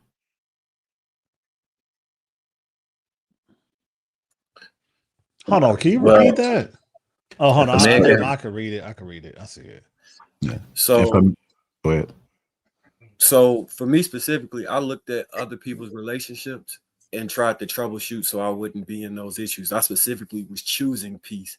My relationship was a form of peace because I see the people who have the problems and I understand some of the basic things that create the environment for those things. So finding an argumentative woman attractive because you feel like she's gonna fight harder for you is also gonna be a problem for you in the end because she's gonna eventually start fighting with you. She's gonna eventually be argumentative with you. She's gonna eventually be nagging towards you. I don't think you should equate peace with not being with the woman because a woman can be a ultimate form of peace if you find the right type of woman. Or if you're a peaceful man yourself, you know, and you ain't gonna let that shit get to you anyway. I mean, problems are always gonna be there. It's more so how you respond to it, and you gotta respond in a peaceful and stoic way as a man. You know, like your woman gonna walk in with attitude, and you probably gonna be like, "Why you acting like that towards me?" Like, bro, you don't know she probably had a bad day at work. You know, or probably went through something that you have no idea about. But emotional intelligence, which is something that we named before, is key that a lot of men are missing because they'll just be real snappy. They'll equate to a woman's emotions. They'll make it about them. It's not about what she went through, what she's doing, or anything like that. Like men, I think are supposed to be peaceful no matter what happens. I say for me, I was in previous relationships where a woman will trip on me because I'm not causing problems. And it's like, if I'm not hectic, tripping, or whatever, I must not love you or something like that. It was weird, but I'm like, I'm not that type of guy. You could go find somebody else to do all that back and forth shit with. I'm gonna just be here chilling. You know what I'm saying? But like, say if it's time to really, put my foot down, I will. But shit, you can't be sweating every little thing as a man. You just got to know, like, some things, it just is what it is. You know what I mean? You can't help it, but you could just remain peaceful no matter what's going on. You could be peaceful in a storm. You know what I'm saying? So I, look, In my I got opinion, I go would ahead. say that a woman can't bring you peace, right? I feel like she could sometimes take it away, but if a woman brings you peace, then you probably are already a broken man, right? So you would stay away from. And honestly, if a woman is bringing you peace and you weren't already at peace, then you probably need to look from within, right? That I think that's where peace comes from, within. I'm at peace. It doesn't matter, female or not. You know what I mean? Now, if you get in the wrong female who's disruptive, combative, and all that, that could absolutely disrupt your peace, right? And I think that's what men are choosing now sometimes, because right now, just with the majority of candidates available, you're finding these types of issues, right? You have people who are not prepared, to Will's point, not taught to be wise, but yeah, and they don't care to be wives, and a lot more people are coming into relationships for opportunities, and I don't think it's ever been anything different where people are going into a relationship but for whatever it is that they are attracted to, right? But the problem is what women feel like they need to give back in return, which is the issue, and which is why men are saying, you know what, I'm out. Juice ain't worth the squeeze. I'm not going to do that. I'd rather just go ahead and like Hank would say, grab the bottle of lotion and then just call it a day. Get my little VR glasses or something. And, you know what I mean? Or my latest toy or something. My little robots is coming too. So, and it's showing out. It's showing out. If you're looking at our birth rates, it's like what, 1.7 now and declining. God forbid you start looking at Asia. You go to South Korea, it's like .68. So it's getting worse and worse and worse. A lot of men are just saying the hell with it. I'd rather be peaceful. I think so. To answer that, Trev, so I think I have an extreme, like, the fight or flight response. My fight response, once triggered, is very, very, very high, right? And my wife has been able to help me, like, looking at her, because she see it about to happen, like, say somebody do something and I try and ignore, if I respond, it's probably gonna be extremely violent. And seeing her get afraid, like, I see it in her eyes when she's like, no, please don't, please don't do this. That can calm me down. I'm not saying it's right, wrong, or indifferent, but that absolutely can calm me down, because that could calm me down. So right. But when you I bring it back to the maintain. root, right?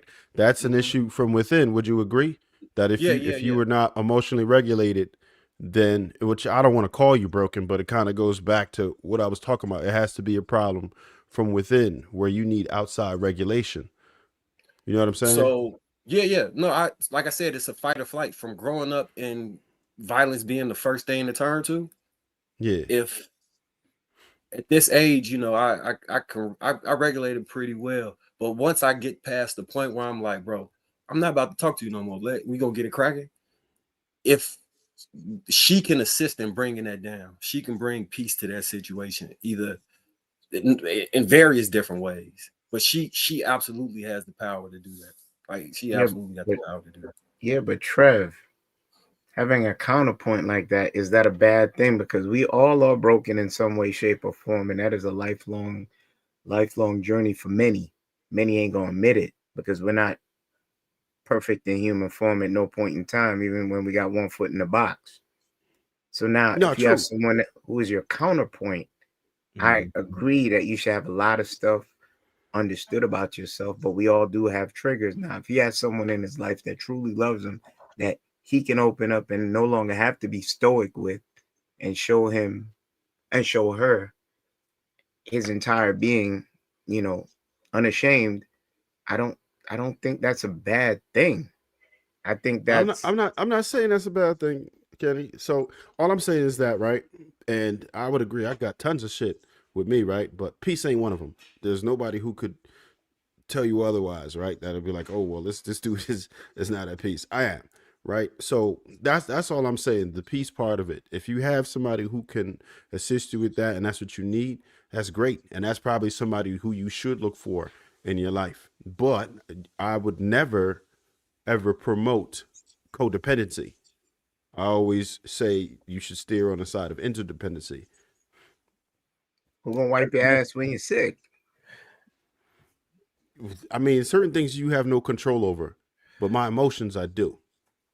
Well, yeah, I mean, I could see your emotions. I think that kind of goes against the concept of everything in this universe being of polarity, the yin and yang. So just to Marcus' point, right? Marcus, you said he's been married for 14 years. You've been with your old lady for 14 years, right? So this woman is his yang to his yin. You know, when he's ready to pop off, she comes in and calms the beast. You know what I'm saying? So that I think that's I understand what you're saying, but I think that is also important because, to Kenny's point, we all have something that we're dealing with. You know, even though we may be at peace, we all have something that we're dealing with, and the expectation should be that your wife is going to be there to be able to balance you. You know what I'm saying, and to make you whole in that area. I also want to add, and I'm not sure if this question is being directly aimed at women, but I think that why most men choose problems over peace is because we, as I stated earlier, we're problem solvers. So if there's something that we see that we feel that we can fix, or we feel that we can handle, we can address, whatever the case may be, we're going to go head on with it. Because So you see a hoe in the street, you think you can make her a wife? Go I'm ahead. not doing that. No, I'm but not that's doing your that. concept. You just said. But to that point, Darwin, we know that there are men that do it. That's why the saying that you can't turn a hoe into a housewife has been around before Kenny and Hink. But You know what I'm saying? it wasn't off the guys. It's not off the guys that they feel like, oh, I'm just gonna find me a hoe so I can go fix it. It wasn't off the guys of that. It was off the guys of this man had got a connection with this woman. He thought maybe our connection matters more than her current behavior. It wasn't a matter of I have this problem-solving gene in my body that just makes me compelled to want to go fix holes. That wasn't never a matter of that, man. And this thing about peace, man, and just to try to bring it back to the question. Yeah, we got to talk about the problems, man. The problems is, I don't even know if we even listed the problem. The problems is the divorce, the combativeness, the hoish behavior, all of these things. Come on, man. Let me just tell you what peace is like for me, so you can get an understanding. And I like that Sherm used the thing where the woman comes in the door. Peace for me is no resistance. When I come downstairs, when I go in the refrigerator, pour me something to drink, I don't want to be met with all these fucking complaining and shit. When you come in a house and you got a problem at work that I ain't got shit to do with it, hell no. Leave that shit right at the fucking door. Don't come in the house coming at me with no problems. I don't need nobody to suppress me with no emotional intelligence. Fuck that. Hey, man, that's kind of selfish, though, Darwin. Shut the hell up. Sit your ass down. Calm down and let's talk about it. I'm a man. This is my home. You're not. This is your home too, but you're not finna come to me and be yelling at me. Hell no. You could turn right around and go out the door. I mean, what if she was just trying to tell you about her day and she needed somebody? She could tell me about her day peacefully. Write a note. But it may not come out peacefully all the time. I would tell her, hey, look, you need to go get some milk for the kids and come back when you calm down. Don't come in the house like that. That's when she's gonna get her a side nigga because you acting like that. And then she can stay. She can stay outside the house. She gonna get a side nigga that's way more important than the problems that she accrued while she was at work or out in whatever she was at. Lord Jesus. I mean, but bro, I'm just saying. Well, the solution to that is to bring your woman home. Me being an older man, let me answer this question. If a guy, you know, who does it, who likes problems, he's more than likely he's a degenerate anyway, who had never learned how to problem solve shit, in my opinion. So what does peace look like for older men?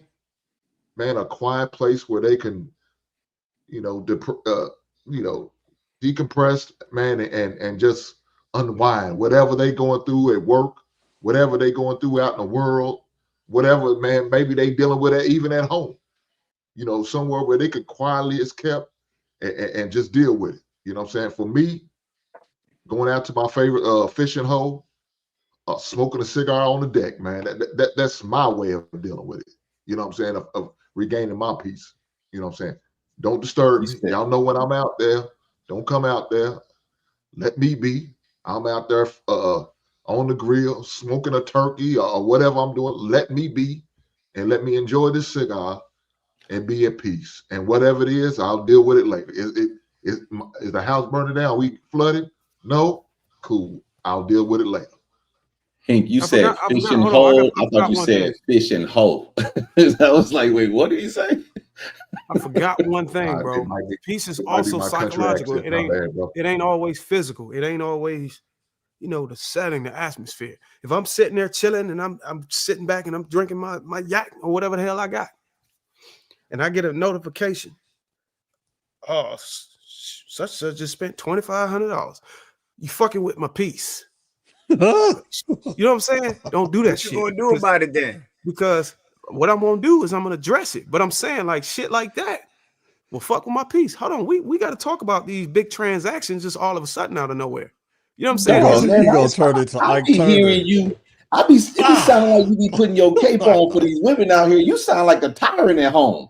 Right.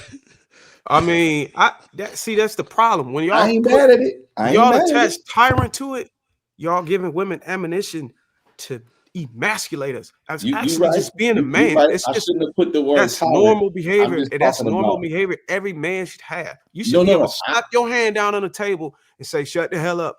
And it shouldn't be nothing, but I'm being a man.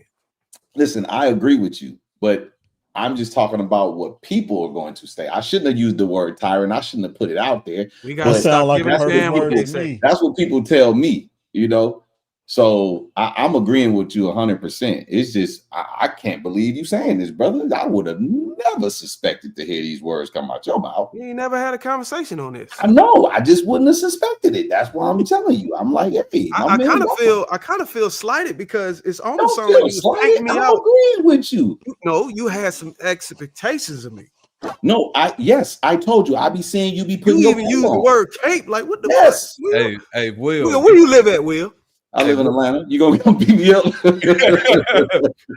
hey, Will, you forgetting Darwin ex-military, man. You know. So, hey, he just gonna have to kick my ass. Listen, Darwin, you'll kick my ass, then we'll go play some ball later. That's okay. I ain't gonna be mad that he kicked my ass. I'm saying, you know, ex-military, man, they be tough on them, bro. Oh, I see what you're saying. Yeah. And whistles. All the ex-military men, I know some suckers. Hey, hold on. You a combat veteran, Darwin? Wait, what? I'm not saying you are. I'm talking about the ex-military men. Listen, how you gonna remember Sharm said, man, you can't speak on my experiences. This is my experiences. They be pandering, they be simping. I'm just telling you my experience. Man, I know a lot of you, Darwin, you a combat veteran too? Bruce be doing. No, I wasn't combat. I was support. Okay. Let me go ahead and switch this to the next question. What does cooperation look like in a relationship? Are modern women more competitive than cooperative? More competitive. We're in a non-traditional society. A woman feels that she could best you because she makes more money than you, but she still wants traditional values. A woman feels that she could raise her voice to you because she has law protecting her. Not saying women that should be pummeled or beaten, but women lack the grace of a Felicia Rashad back in the day. And I know DJ, hey, I see you with your little wrench. You had your stuff to say about her, but the classiness of a Dorothy Dandridge, the classiness of the women of yesteryear, they no longer have that this day. They feel that they're our competition. They have wrong signals, dog whistles in the air saying that you don't need no man. You know, I could do it all on my own. I could do it on my lonely. All this bull crap. You understand? So they are in a position where they feel they're competitive to us until life smacks them in the face and they realize they have to dial it back. I can't agree with that. I feel like it all comes from like the princess treatment and women seeing Disney, movies and stuff like that and thinking love is all fluff and love is about them and they don't have to put in no work. You know what I mean? It's like, spoil me, take care of me, do this for me. It's about me. Oh, I'm beautiful for you. But it's like, what are you giving that man besides your vagina? You know what I'm saying? Like, what other support do you give him? And it's like, anytime you ask him that, it's kind of like, it's something minimal or minuscule or something that any woman could do. You know what I mean? And I feel like that's where a lot of our women is messing up at. It's like they only let their value be their beauty or sex. But that's what any and every woman could offer. And then they wonder why they're single and they're not in a relationship and don't no man want them. Like, don't no dude want to order you DoorDash every fucking day. That shit adds up. You know what I'm saying? Like, Expiration date. Yeah. yeah, it's like there's only a matter of time where something like, man, I'm getting taken advantage of. There's a girl over here that got a job, that got her own place, that got this and I got that going. I go over there, she cooked me food. I don't have to spend too much money. I think I'm gonna rock with her. Hell, and those Disney princesses, they weren't trifling. They were beautiful. They wasn't going around nagging and complaining and shit. They wasn't getting. They wasn't. That was in touched. the They wasn't beginning getting- of the relationship, Darwin. You got to remember. You got It to. wasn't You got to give twerking. a little time. They wasn't. They wasn't. Most of the motherfuckers was wiping and cleaning floor. If you took Cinderella, she was cleaning the whole house by herself. But they want the same treatment, but they out here getting their back blown. I'm like, excuse me, like woman. Listen, DJ, yo, dog, when DJ on your heels, she got a wrench and she got some coins. Hey, she's finna be a wife, so she's finna be humble. My question is why are you guys dealing with women that don't want to cater to you and don't want to spoil you like that? If a woman isn't doing that, then I'm not even giving her any time. Like that. That's the bare minimum. See, no, that's to be the bare minimum and expectation out of the woman that you're dealing with. Because a man would date a woman out of his league and be like, okay, in order for me to get this beautiful woman, I got to stick with this type of woman because another beautiful woman probably won't want me. You know what I mean? Wait, say that again. Sure. Okay, so basically it's like, say I don't, I'm not attracted to men, but let's just say a dude is a 5 and he got money and a woman is a 9. You know what I'm saying? He's gonna bend over backwards just so he could keep that woman that's a 9, no matter what he's dealing with, because he's not used to dealing with women of that caliber. You know what I mean? So she's gonna get away with more things than not because he's like, man, I finally got the one that I want. She's pretty. She says she likes me. She texts me good morning with a heart, little simple shit. And that could really blow some men away if they're not used to dealing with a certain caliber of women. Like what Marcus was talking about a couple episodes ago. That again, so sending a good morning text with a heart, that's the highest expectation that men should have. Like that sounds crazy. Everybody ain't you, dog. Some people that might. Well, I'm only saying that because we need to say that out loud. Like that, there's no reason on God's green earth that any man should be dealing with a woman that's not spoiling him.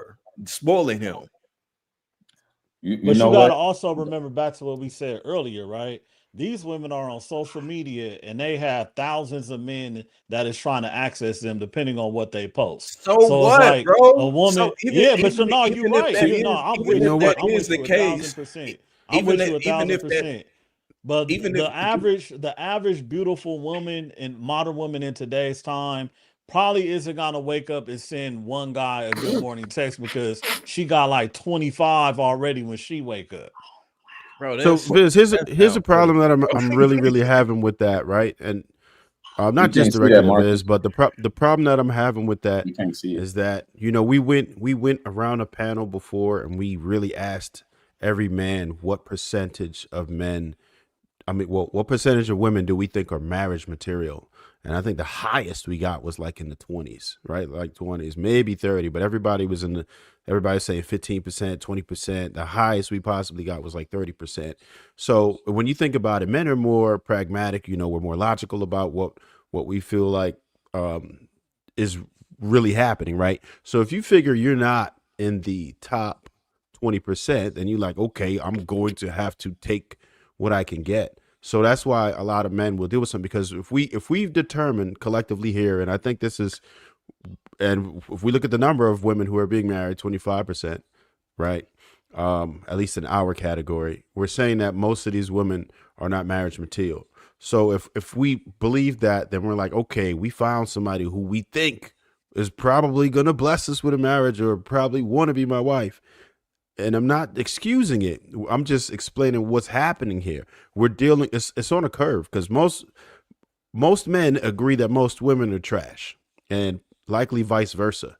So when a dude gets somebody who bat their eye at him a different way, or know how to rub their ear a certain way, or know how to, you know, make them feel good like the other women don't, and know how to gas them up a little bit, and might seem a little bit cooperative in the beginning, or might throw them together a nice meal or something, then you're like, damn, I've never experienced this type of treatment before, right? So they'll be silly for that type of shit. When you've never felt it, if you one of them guys, it's different. But we have to put our shoes into one of those dudes who ain't that guy, right? Who haven't experienced that and don't know what a woman's touch is like, or a woman's caress, or the smell, or just don't be around them like that. So when they get somebody who's treated them a certain way that they're not used to, they are more susceptible to fall into the trap that we call marriage sometimes, right?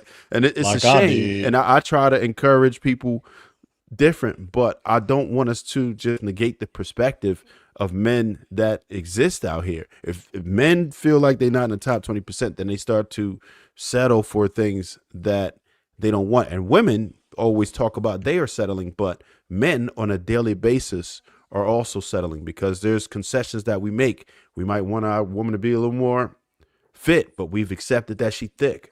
We might want our woman to be, you know, cooperative, but then we've I guess grown fond of her sassiness, and we've trained ourselves improperly to start to tolerate these things and convince ourselves that we actually appreciate them. How many dudes you see out here talking about, yeah, I like my woman big? You a damn lie. You've convinced yourself that because that's what you've had access to, and you've accepted it. I'm telling you, I bro. gotta give you pushback on that still one, on bro. that bull. I know a few guys. God damn. I know Come on, a man. few Look. guys that love the BBWs, bro. Do you love them? Wow. Do you love them? He's not asking me. All right, then, hush. I'm just Shit, saying. ask me. I'm just saying, it's Yeah. definitely some dudes out here that love BBWs, and that's their goal. What they look like? It doesn't matter though. If you turn both of them around and you put a wig on them, I'm they saying, both look the same. does it matter though? Both of them big back. If we're talking about the average man that's not in the 20%, like Trev just said, if you fat as hell, if the dude fat as hell, for him to expect to get a fit woman, that's unrealistic, bro. How? Like, come on. What you mean, how? Come on, Darwin. Come on, Darwin. Hey, man, can I listen, gentlemen? I'm so tired. I think we're the point, and I know it's a conflicting word, but people have been saying that men and women settle down for a very long time. I think we're creating this space as to where we're expecting for people to be perfect. Nobody is perfect. So yeah, this woman might be a little sassy, but you know what? She checked all the other boxes. She might be heavy, but you know what? She checked all the other boxes. You know what I'm saying? The nigga might be short, but he checked all the other boxes. Shout out to him. So we got to be realistic in these spaces, because nobody is perfect. We're all settling for somebody. Everybody that's married on this panel, if you want to admit it or not openly, we all settled for somebody, bro. And that's not necessarily a bad thing. That's recognizing that, okay, this person that is in front of me is what I'm happy with, and I can build with this person. And that's all that matters. So I think setting the bar high is cool. We can go for that. But if you're not in the top 20%, like Trev said, you're not going to have that great pickings. So you're going to have to deal with what it is that you're presented with, or what it is that you can attract, and make the best out of it. That's not true, guys. So Viz, that's the point. So what if it's an uncooperative woman? No, guys, y'all wrong. Look, the guys in the top 10, the top percentage, they usually are exposed to the worst women on the planet, because it's usually superficial for those men.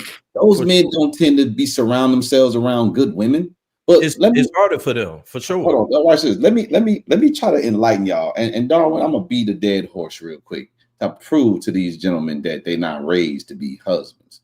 So look, think about Leave this. it alone. No, look, it's on the topic of what's being said. I'm just gonna tie them together. Don't get mad at me because I'm capable of doing this. Look, the question is, the question is, what does cooperation look like in a relationship? Are modern women more competitive or cooperative? I say neither. Women do not compete with us because they're not trying to show us up. They're not trying to take us out. They're not trying to do for us what we do for them. So they're not competitive. The competitive notion is wiped out just by that. Cooperative. They're not cooperative, because if they were cooperative, for you dudes who were raised to be husbands, you will be able to detect that instantly. Now, how is it that a man who's raised to be a husband meets a cooperative woman and is taking 2, 3, 4, not 2, taking 4, 5, 6, 7, 18 years to get married? Y'all will be getting married in six months or less, or y'all will be disassociating with them women within 2 to 3 weeks max. There's no way in hell a man who was raised to be a husband is wasting his time dealing with a competitive or uncooperative woman. And you are absolutely right. And I haven't. I know. picked a gang of bad bitches out my house at 3 a.m. Trust and believe me. At 3 in the morning. Like, see, after you already smashed. After you already smashed, you kick them off. Why you there? No, stop it, Shern. You wouldn't even got to the point that you was smashing them if you was raised to be a husband. I mean, but at the end of the day, I look at it like this: we all know you lying. No, we all know who we will wife and who we will smash. No, you know what I'm saying? Men who are raised to be husbands ain't out here frolicking like that. Shit, yes, come on, bro. What? You gotta That's a lie. Look, man, we out here talking like women now. Come on, bro. They are you talking like right now. We talking like women. Real. I'm just being real. You know, like if it's like, you know, some people can't go that long without it. You know what I'm saying? And whoever's available is available. But that so you become the equivalent to loose booty. Desire. Like the women, you're sitting here saying, I was raised to be a husband, but I'm going to just go against all of my teachings and just out here just slaying. No, it's men not. who are raised to be husbands do not not move like that, Sherm. You're not going to wife every woman that you slay. But you're not going to be slaying every chick you meet either. And you damn sure ain't going to be kicking a woman out at 3 o'clock in the morning if you was raised to be a husband. That's how you treat women. Man, what you treat with a disorderly woman that's tripping? Disorderly. Was she disorderly? Was she disorderly when she was swerving on that mother? But Will, that's how you treat a hoe. That's how you supposed to treat a hoe. But men who are raised to be husbands don't deal with hoes. His point is that you're raised to be a husband. That means you locked up all of those other traits that makes you a savage. Y'all are ignoring that. And he actually making his point that you can't be raised to be a husband. Darwin, stop. You just raised to be a man, and it compensates for your ability to be a. You was scared of Sam Cassell at the club. You don't know nothing about being a goddamn savage.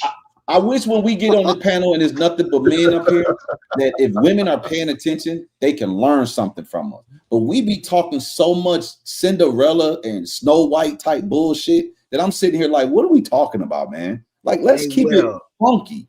Let's keep it all the way real. I mean, what listen. we're doing is very informative. So no, it's not. I ain't learned a damn thing tonight. You know why? Because your hat too tight. I rebuke you. Well, let me loosen it a little bit. I'll just loosen it a little bit. All right. Now it's really loose. It's really loose. Right. Look. There you go. So now I'm gonna learn something. Teach me something. Teach me something, Kenny. Say some insightful stuff so I can be like, ooh. Wait. I was giving you spoonfuls throughout the show. You was very defiant. I mean, some dudes gotta sow their royal oats. Spoonfuls is a pause. You ain't gave me a damn thing. Hey, look, I'm waiting to hear something. I'll be like, damn, you know what? Now that's some real. Now I just gave y'all some real ish. Now, whether y'all choose to take it or not is a different story. I'm showing y'all that y'all not raised to be husbands. And y'all bro, you can't tell me what I was raised. Y'all want to tongue wrestle. So let me quantify. Let me put on my thinking cap. Let me quantify. So when you sign that piece of paper, now you're a husband. So those transferable skills, you said you did agree that a bunch of those transferable skills that you learned from young, even chivalry, are now husband qualities. The others is that's not what I said. The other is trial and error, because you're never going to get it right, and you learn as you progress to being a husband. Let me ask you a question, Kenny. Would you say you're a husband right now? Would I say I'm a husband? Yes. I don't know where you're going with that. It don't matter where I'm going. Are you a husband? No. I want you to be clear, because you leave stuff open-ended so that you can find ways out. If you was raised to be a husband, you are a husband, sir. Are you a husband? Okay. Phrase the question properly, and you gotta answer that, Kenny. I phrased the question. Slow down. We don't want your toaster to overheat. Are you he is trying to do a chess move, so you need to phrase the question properly. The fact that you call it a chess move, you just let everybody know you were checkmated. Okay. So Darwin. Cook. So Darwin, slow down. No, don't address Darwin. Address me, sir. I asked you a question, and you don't want to answer it. Now you want to fight with Darwin. No, that I don't want to fight with anyone. The way you phrased it was not a proper question. How should he have phrased it?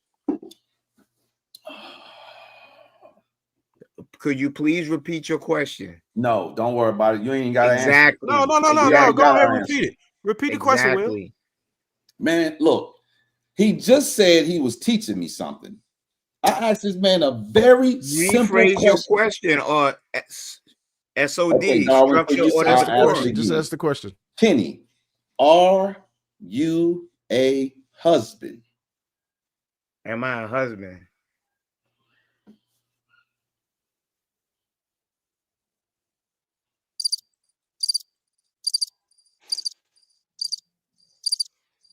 Motherfucking mic drop. I'm sick of you niggas, man. Because I know where he's going and y'all don't. Okay, where's he going? Where's he going? He's not a husband, and it's not a mic drop, Darwin.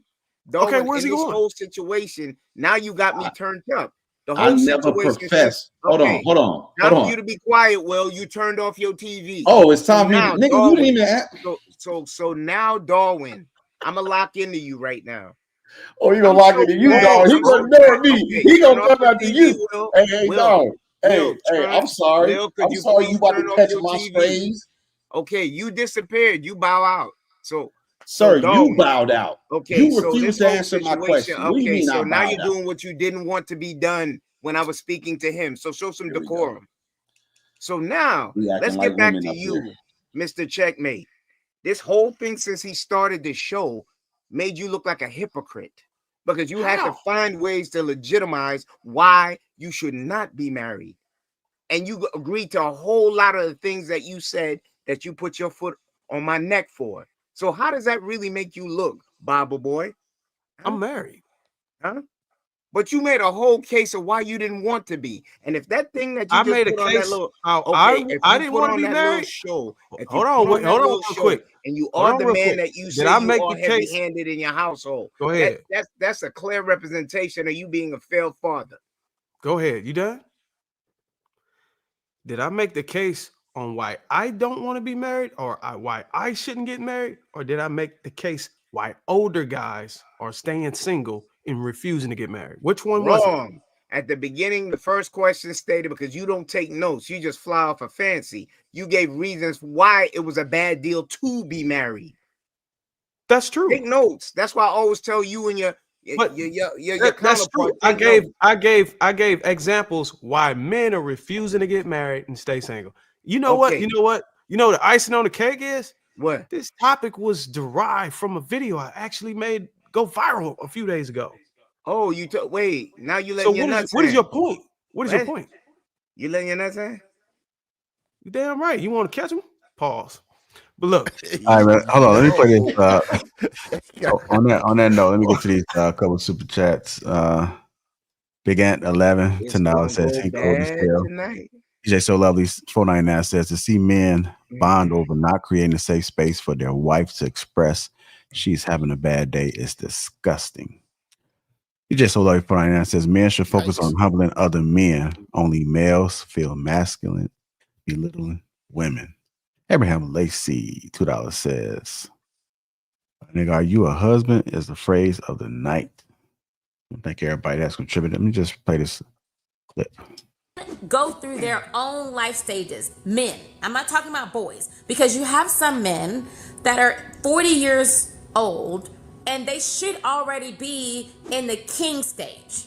King stage means that he's already financially stable. He's already at a place where he has built his home, or he is ready to build his home. He is ready to get married. This is the reason why I say if a man is 40 and over and he's not married, he's a no man, okay? 9 times out of 10, there's always exceptions, okay? But I'm talking about it as a general rule. If a man is 40 and over and he is not seriously dating somebody with the intentions of marrying her, he just been jumping from one relationship to another, he's damaged goods. Emotionally stagnant. He's stuck in the childish night stage.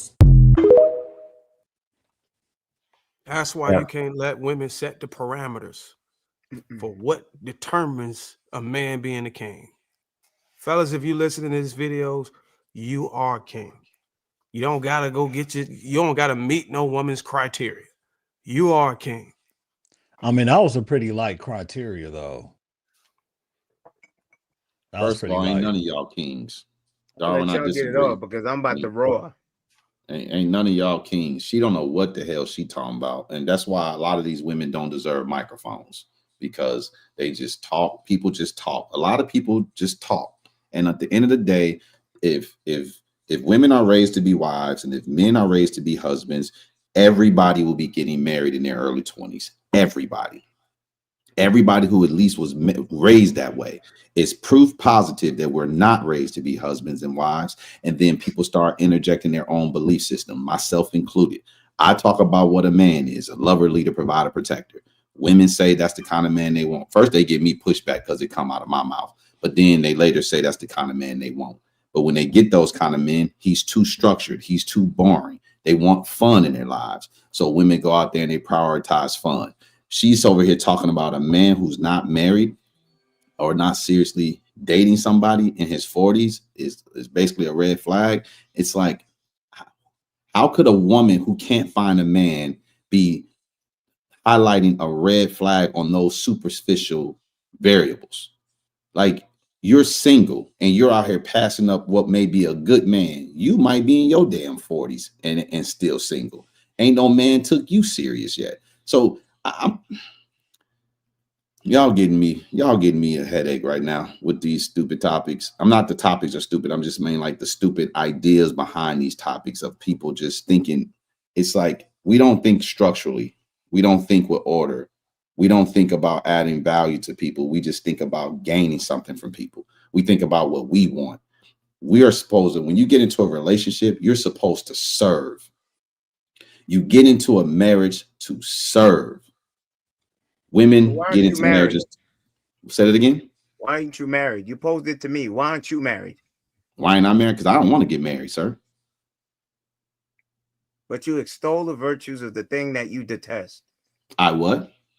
You extol the virtues of things that you detest. I stole you the had virtues? the audacity to pose that question to me. Talk on the 10th grade level, Kenny. Damn. Wait. No. Let him get off his chest what he needs to get off his chest.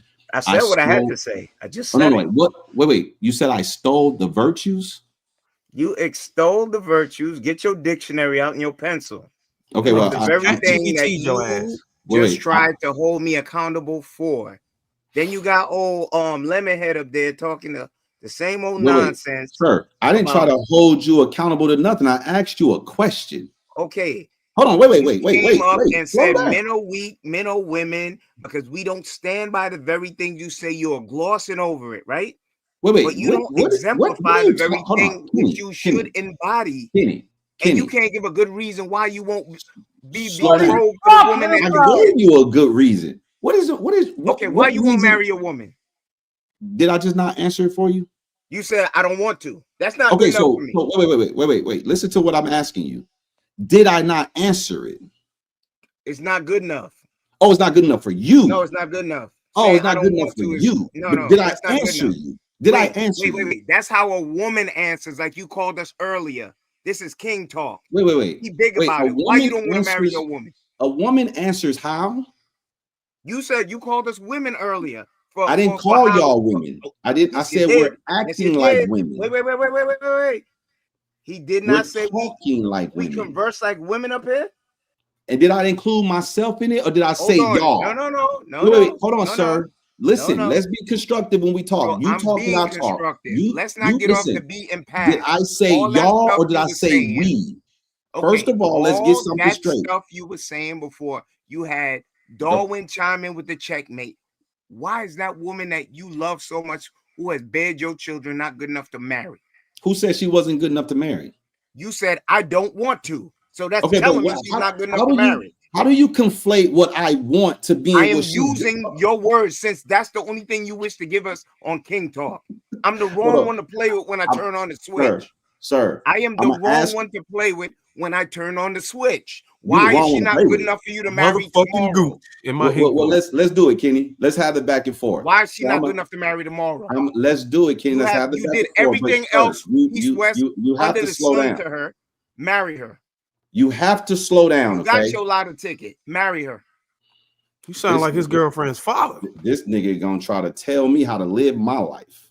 No, because it's not good enough. We on King Talk. If you want to, we're not gonna be feminine. Sir, we're not gonna be feminine. You said we on King Talk. You got your lotto ticket. Why you ain't marry her? I told you. Because I don't want to. That's good enough. All right, I got you. What this nigga want to hear? What you want to hear? Checkmate. Hold on, let me flip it. Kenny, why you not married? No. Why he don't have a woman? How do you know I don't? Damn. Do you got a woman? How do you know I don't? Do you have a woman? How do you know I don't? As many times you told me you were single, I'm supposed to now believe you got a. How do you know I don't? I just told you. You told me you were single. Wait. How do you know I don't? You assume. You asked me single questions. I never told you about what's going on with me. Because you always play smoke and mirrors, and I don't want to play that game. Gentlemen, look at this. When I say we're acting like women up here, when I said we're acting like women, this is the problem. Watch this, gentlemen. Kenny, do you have a woman? Acting like you acting like a woman. I'm gonna tell you directly. Your ass is acting like a woman. I think he got a woman, man. He's got a beautiful. You acting like a straight up woman, bro. But he's not married though. Okay, so here's the thing, Darwin. Let's get back to you. No. Don't go to Darwin, sir. You know how you notice how you turned the switch on, right? You can't police me. Sir, you turned the switch on. You turned the switch on. Sir, you cannot police this one on this show. I am the gooch. Go ahead. You can't tell me nothing. Darwin. Only JR. I had an argument with the nigga that ain't gonna answer no questions. You don't got no right. Dive into my life. Nigga ain't even got a woman. You cannot do this to me. No. Nigga, 50 plus. The 50 plus ain't got a woman, and I'm trying to tell y'all there's a big reason why a lot of dudes in that age bracket don't have women. Because when women get with them, they realize these niggas is far more damaged than they let on. These niggas have emotional you problems. You would talk a woman out a window. They cannot. You would talk a woman out a window. Issues. They're afraid to commit to women. Talk a woman out of a lot of times we start questioning their sexuality. I'm not calling Kenny gay. I'm just saying we start questioning their sexuality because they're at later stages in their life and you never see them with women. Why mention it? if you're trying to imply I'm something. making sure I'm not Let's play the chess disparaging you. game. I don't We want can play the anyone chess to game. conflate what I'm saying to me calling you Marry something the I'm not mother of your calling you. children before you ever come at me about marriage. I don't You come at already you done about did. marriage. You already I asked you, why ain't did you got a everything woman? to her under the sun. Marry Darwin her. asked you why you ain't married. Marry her. You see that, Darwin, Darwin? wait. Now he Why I have to wanna worry about put Darwin? what you say on me. Darwin is a fake counselor, a fake preacher. He got schooled by DJ Hamp. Both of them got ping-ponged in here. You know, he said he's a fashion consultant. Nah, you wear mom jeans. You need to get the what? What else you say? Right. Military, I Damn. give it to you. Salute, because my What's going pops on? did that. Counselor, you's a female Well, y'all counselor. better- The woman you y'all better counsel, leave me the and her Gucci talk a alone. lot. Y'all You're better not no leave the counselor. Gucci alone. Hey, let me You should have break found the something other down for tree to y'all go real up. quick. Stop. What woman do you talk to that I counsel? Kenny's unhinged. Look, let me break something down for y'all real quick. Because niggas love to throw Exactly. me and my marital status. Look, when niggas get talking to me, I when can niggas prove talk to it. me on the I internet, can prove they it. love to try to use the fact that I'm not legally married as a means to something. Oh, Let now me you break one of something them down. sovereign dudes. Let me You a more? Let me break something down, sir. Please don't interrupt me. Listen, my woman is well taken care of. I love my woman. I profess it privately. I profess it publicly. My woman doesn't have to work. God has blessed me to use these hands, these feet, and this mouthpiece to go out there and provide. So I provide a great living for my woman. Bro. Sir, listen, I have life insurance policies. So if I unexpectedly lose my life, my woman's taken care of for the rest of her life. I have properties. So if I'm incapacitated for some reason and I'm unable to work, we have assets that will continue to provide a life for us. My woman is in my listen. My woman is in my will. My woman is in my trust. My woman has power of attorney. My woman has the healthcare directive. My woman has, she's on my life insurance policies. Any assets that I have, my woman has those as well. For y'all to be thinking I need this piece of paper to validate my relationship, one thing y'all have failed to do, because y'all don't know my woman, y'all don't even know if she wants to be married. Y'all assume that because I'm not married, that I'm restricting and holding something away from her that she desires and she wants. If you talk to my woman, you will find out she's exactly where she wants to be at this stage in her life. Now, if my woman professed to me, I want to be married and I want to be married by the end of the year, then we'll have a conversation about that. So while y'all like to put me on trial, understand something, sir. The way my household, listen, the way my household operates is the way me and the other person in this household wants it to operate. So are you a godly man? Will? Wait. Are you a religious man? Will? Huh? Are you a religious man? May I ask you? No, I'm not a religious man. No, sir, I'm not a religious man. Are you a godly man, spiritual? Do you believe in a higher power? Yes, I'm a godly man, yes. Do you follow the tenets of the Bible? So you want to ask me a million questions and not answer any of my questions, sir? I'm not going to play this game with you, man. If you're going to answer some questions, I'll play the game. You don't have to be a woman like me. You can answer. Say that again. You don't have to be a woman like me as you profess. You can answer. Well, I'm not going to answer. I'm not going to answer an unruly woman's question, sir. So you can forget asking me any questions. I don't speak to unruly women. Okay, so dude, do you follow the tenets of the Bible? I don't talk to unruly women. Mm-hmm. I got it out to you. You can't listen. You can't hide from yourself. You understand? You can't hide. Yeah. You can't overtalk me. I done saw it through you a long time ago, Will. You up here now. You know what the thing is? I got that thing that I could touch your soul because you'll be making a live dummy tomorrow. Fuck. Touch your soul. You ain't what you profess to be. You came up here and stole certain virtues, and I held notes, and I just bit my lip, and I said, nah, I'm gonna let him ride with that until you start asking me that dumbness about marriage. Again, bro. You understand? Don't you correct him and let him know that you asked him if he was married? Wait. Darwin, let me help you out. You ain't got your butt buddy. This brother mad at me for something you said, Darwin. So now let's focus don't on put you. that shit on me, man. I never saw you. I don't care if he married or not. I asked him if he had a woman. Here's the thing. You asked him why he wasn't married, not me. Will, turn off your TV. So, Darwin, since you got that boat open with that Bible, I ain't see you toting nothing about no Bible no more. You ain't making no more lives, are you? when What? DJ Hemp had to brush you and friggin' Sweeney up? Huh? Remember? What did Wait, you Marcus, watch? tell me if I'm right. I told him, be careful with that book. You a novice. What Huh? did you watch? You stop wearing that clergy collar, huh? Go viral What now. did you watch? What did you Go watch? What did you see? I watched the master class. You I watched the crashing out. That's master what you class. doing. Where the only thing that came out your You mouth was was like, crashing well, out. 2 things we gonna agree on is interpretation and reading.